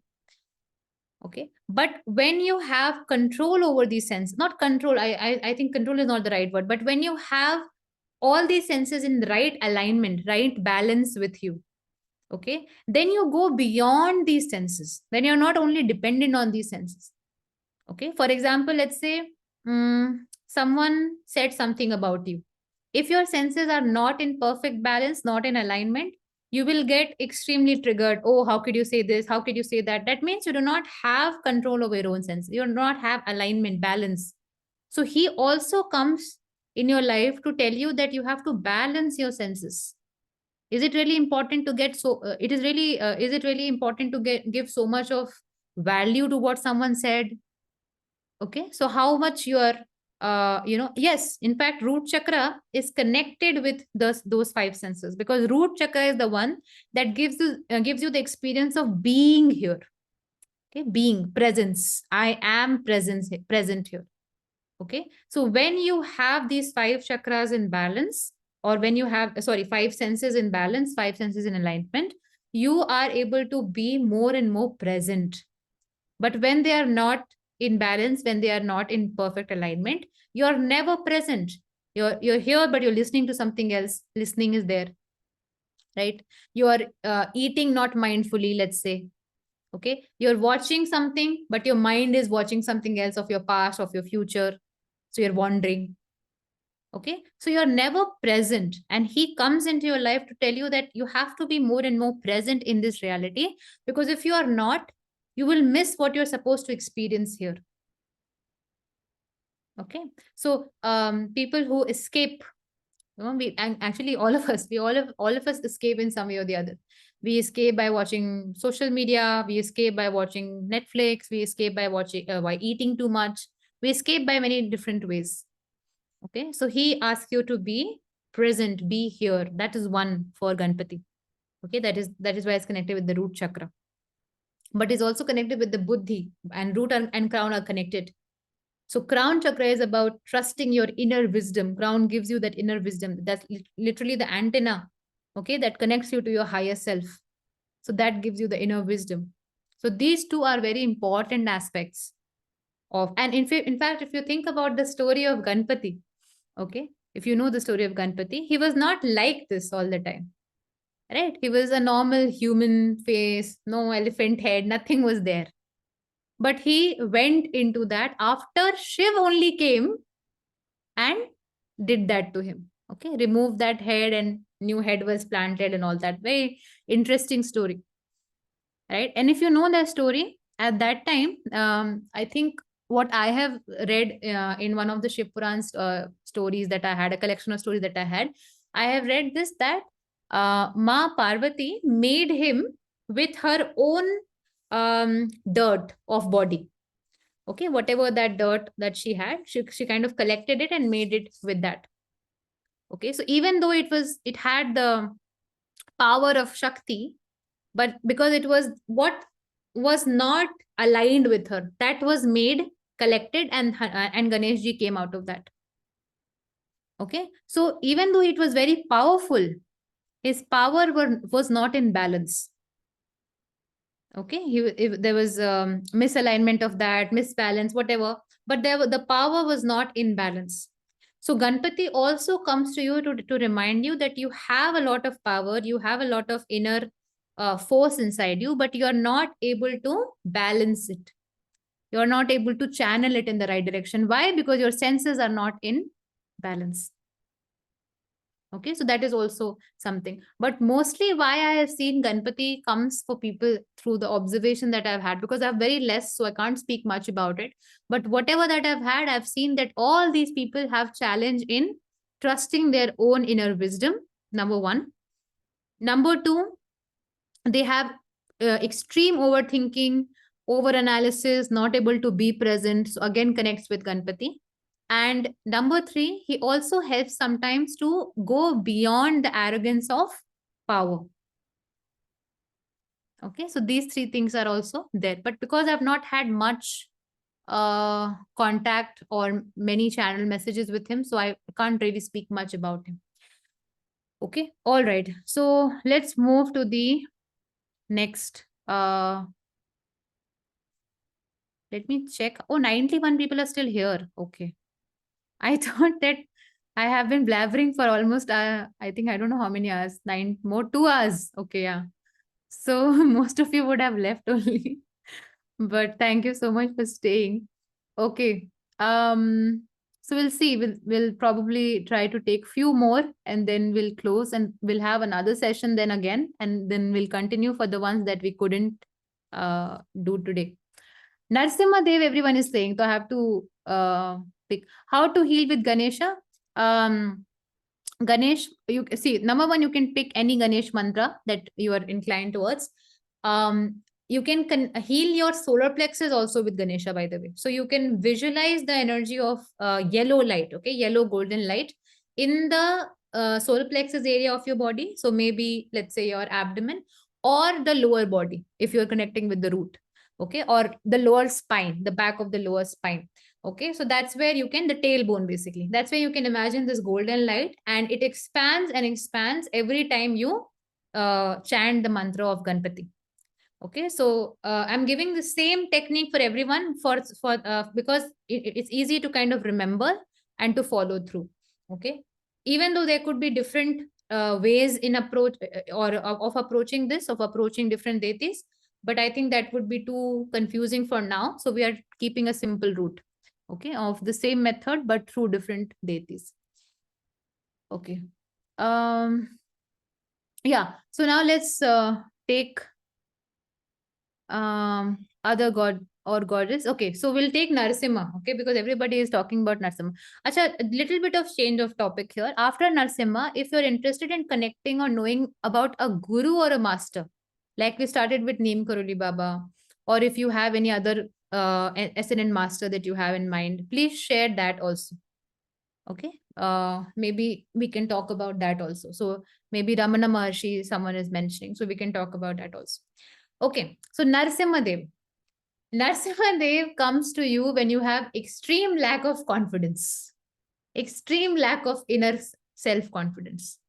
Okay, and very similar to, a little bit similar to Hanumanji, because if you think Hanumanji also has a form of Panchmukhi Hanuman, right? And Panchmukhi Hanuman, one of the faces of Hanuman is actually the lion face, the Narasimha face. Okay, so Hanumanji also, I told you, for solar plexus, Narasimha Dev is also connected to solar plexus. If in fact, if you know that you have deep solar plexus problem, which means you are procrastinating a lot, you are delaying things a lot, you're very stagnant, you're feeling uninspired, you're feeling purposeless, you're feeling depressive also for that matter, you're not able to take action because you keep doubting yourself, all these challenges are connected to solar plexus.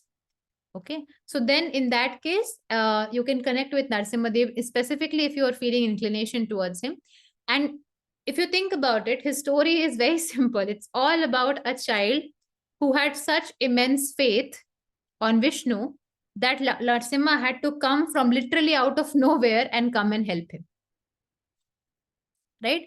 So it is all about the faith of Prahlad that made an avatar of Vishnu happen. Imagine.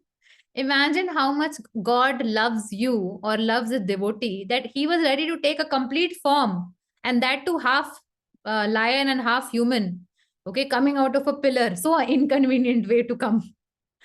Right? Not even taken a car, not even taken a birth, right out of the pillar. Okay, why? Because faith. And those people who have issues with self worth, feeling unworthy, they always have issues with lack of faith. Okay, their karmic lessons are: God has abandoned me, God will not help me, God will not come to save me, I am all alone, I cannot do this by myself, I am unworthy of God's help. They have this as their biggest karmic blockage, karmic impression that I have commonly seen in everybody that I've connected for solar plexus. Okay, that I cannot be, or I do not deserve to be helped, or I do not deserve to have blessings of divine, I'm unworthy of it. Okay, they're very self-sabotaging, self-punishing in nature if they have these kind of impressions. Okay, so Narasimha Dev or Narasimha Avatar comes to remind you of that. And if you think about it, Narasimha Dev is connected with the lion head, right? And lion is supposed to be the leader of the animal kingdom, right? So those people who are hesitating to lead their life, hesitating to initiate in their life, running away from leading, okay, whether it is leading for others or for leading for themselves, okay, hesitating, taking a back stand, Narsimha, they will come to you for that. Okay, there was a channel message that I did. I forgot for whom, but there was this lady, I think 10-15 days back only. When I started the message, I did not see her questions. Okay, I forgot to see her questions. So I just started the whole reading. And then I did the entire reading. And then I went to the questions and I saw, I think she asked about Vishnu, some form of Vishnu. No, sorry. Her messages were coming from Vishnu, that, Vishnu wants you to know this, whatever. So imagine when I came to her questions, then I saw that she has actually asked that why is she inclined towards Lord Vishnu? And God already gave that answer. I did not even check the question. Okay. So that is the power of Supreme for you. He wants to reach you, she, whatever gender you want to put, they want to reach you in the best capacity if you are open. And you have to be, if you are inclined towards Narasimha, you have to be Prahlad. Okay. Another very interesting thing about Prahlad, what is it? He was not seeking validation from anybody else for his faith. He believed in himself. Koi nahi maan raha hai, my own father is not believing me, I don't care. Okay. But at the same time, he did not hate his father for that. He did not feel like, oh, my father is like this, my father is like, he did not cry about that. He was not behaving like a victim. Right? So people who have issues with solar plexus and they're inclined towards Narasimha, they have a very strong attachment to being a victim. They're unknowingly, being attached to this identity of a victim. Okay. And when you seek that, oh, how can I do this, Shivangi? My family is not supportive and this and that. Then you're not being Prahlad. Then Narasimha, how will Narasimha Dev come for you if you're not being Prahlad? Okay. So your faith doesn't mean that others have to believe in what you are doing, in what you want to do, in who you are. That is another important karmic lesson. And you're not seeking validation. In fact, you are very happy with everybody else. You're accepting of them as well. Okay. So that's with Narasimha. And if you do, in fact, people who have black, what is it called? Black magic, evil eye, all these kind of things. If you do Narasimha Kavach every day, all this will be resolved. Because how did he come? In what form did he come? Narasimha Dev. He came as a protector. Right? So if you have felt that, oh, I'm feeling a little bit disturbed by negative energy, this and that, that is also very helpful if you connect with. Okay, so that is about, but the most important problem with those who are connecting with Narasimha Dev, the most important karmic lesson rather that they have to learn is that can you believe in yourself when nobody believes in you? And can you not be bothered about it? Can you not be affected by it? Can you be okay with that? Because that is what Prahlad did.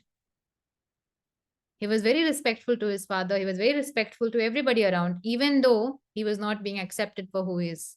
But hum ye nahi karenge na, we'll start crying. We'll start complaining.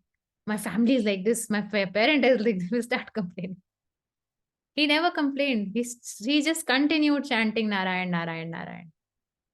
Okay, many people ask me this, Shivangi, I want to do this. I want to do the spiritual practice, this and that, but my family is not supportive. Can you change your family? No. But what can you do? You continue what you are doing in whatever capacity that you have. You continue. If they're stopping you to, let's say, take a course, for go to a retreat, whatever, at least you can chant the name of God. Now, usme to koi nahi rukega. Nobody will come and put hand on your mouth. At least start with that. Okay, it's your own path. So that is for Narasimha Dev. Okay. All right. Now, let's close after one or two. Lord Ram.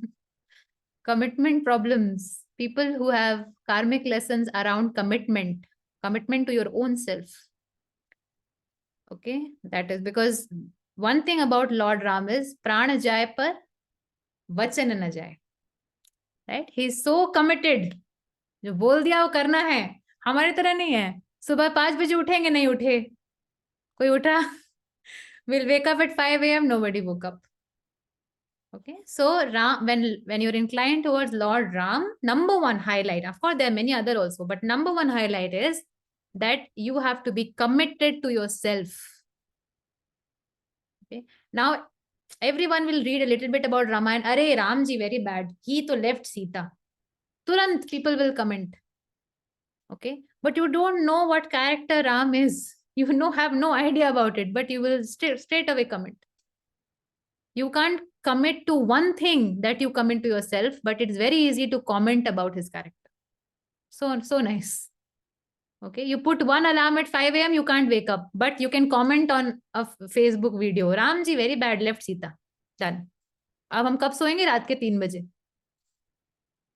Okay, so number one lesson with Lord Ram is that you have to commit to yourself, and people who are inclined towards them, they lack commitment to oneself.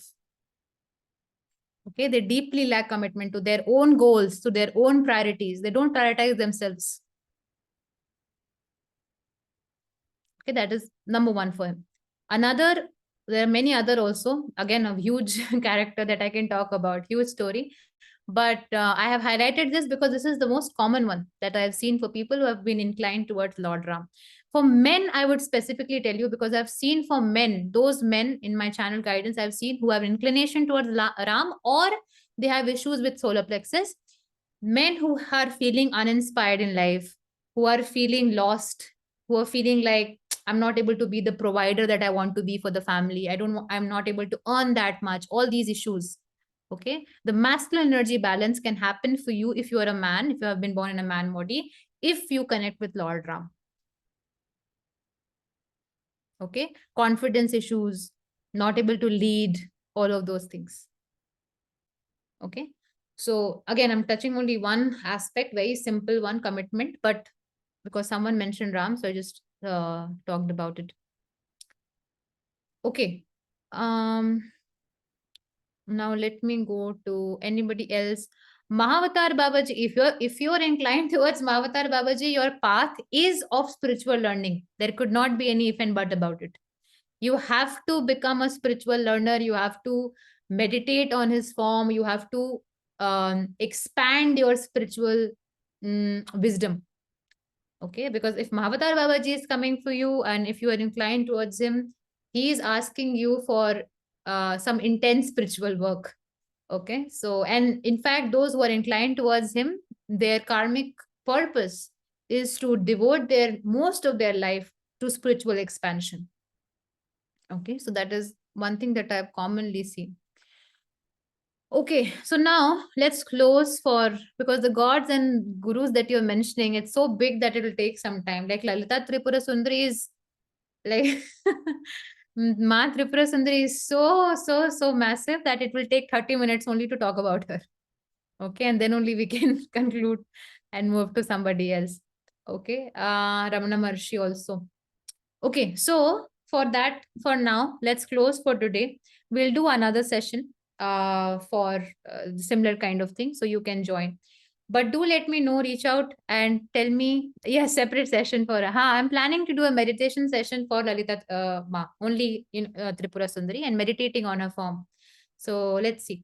So let me know how was this experience for you. Drop me a message on Instagram, or you can send me a mail also. Because your feedback helps me to craft these sessions. Okay, that what can I do more, what can I create more, and those kind of things. So please do give me a feedback. It's very important for our team also to create things. And I'm doing a retreat in December in Rishikesh, almost I think 9-10 days left. We still have 1 or 2 seats open. Mostly it's full capacity. So if you are interested, you can reach out to my team for that, and you can come for that as well. Okay, this is the mail ID Sai has just put. She's my team member. So she has just put. If you're interested in the retreat also, you can mail us here. Or if you want to share your feedback for today's session also, you can send us a mail here. Okay, and if you can, please do take some time and write to us. It really contributes in creating these kind of sessions. Okay, all right. So with that, let's close for today. We'll talk much about it later. Thank you so much for 75 people. My God, you guys are either very very what was it called? हाँ, कोई काम नहीं है. Very free. You're either very very free or you're actually interested. Either of these two things.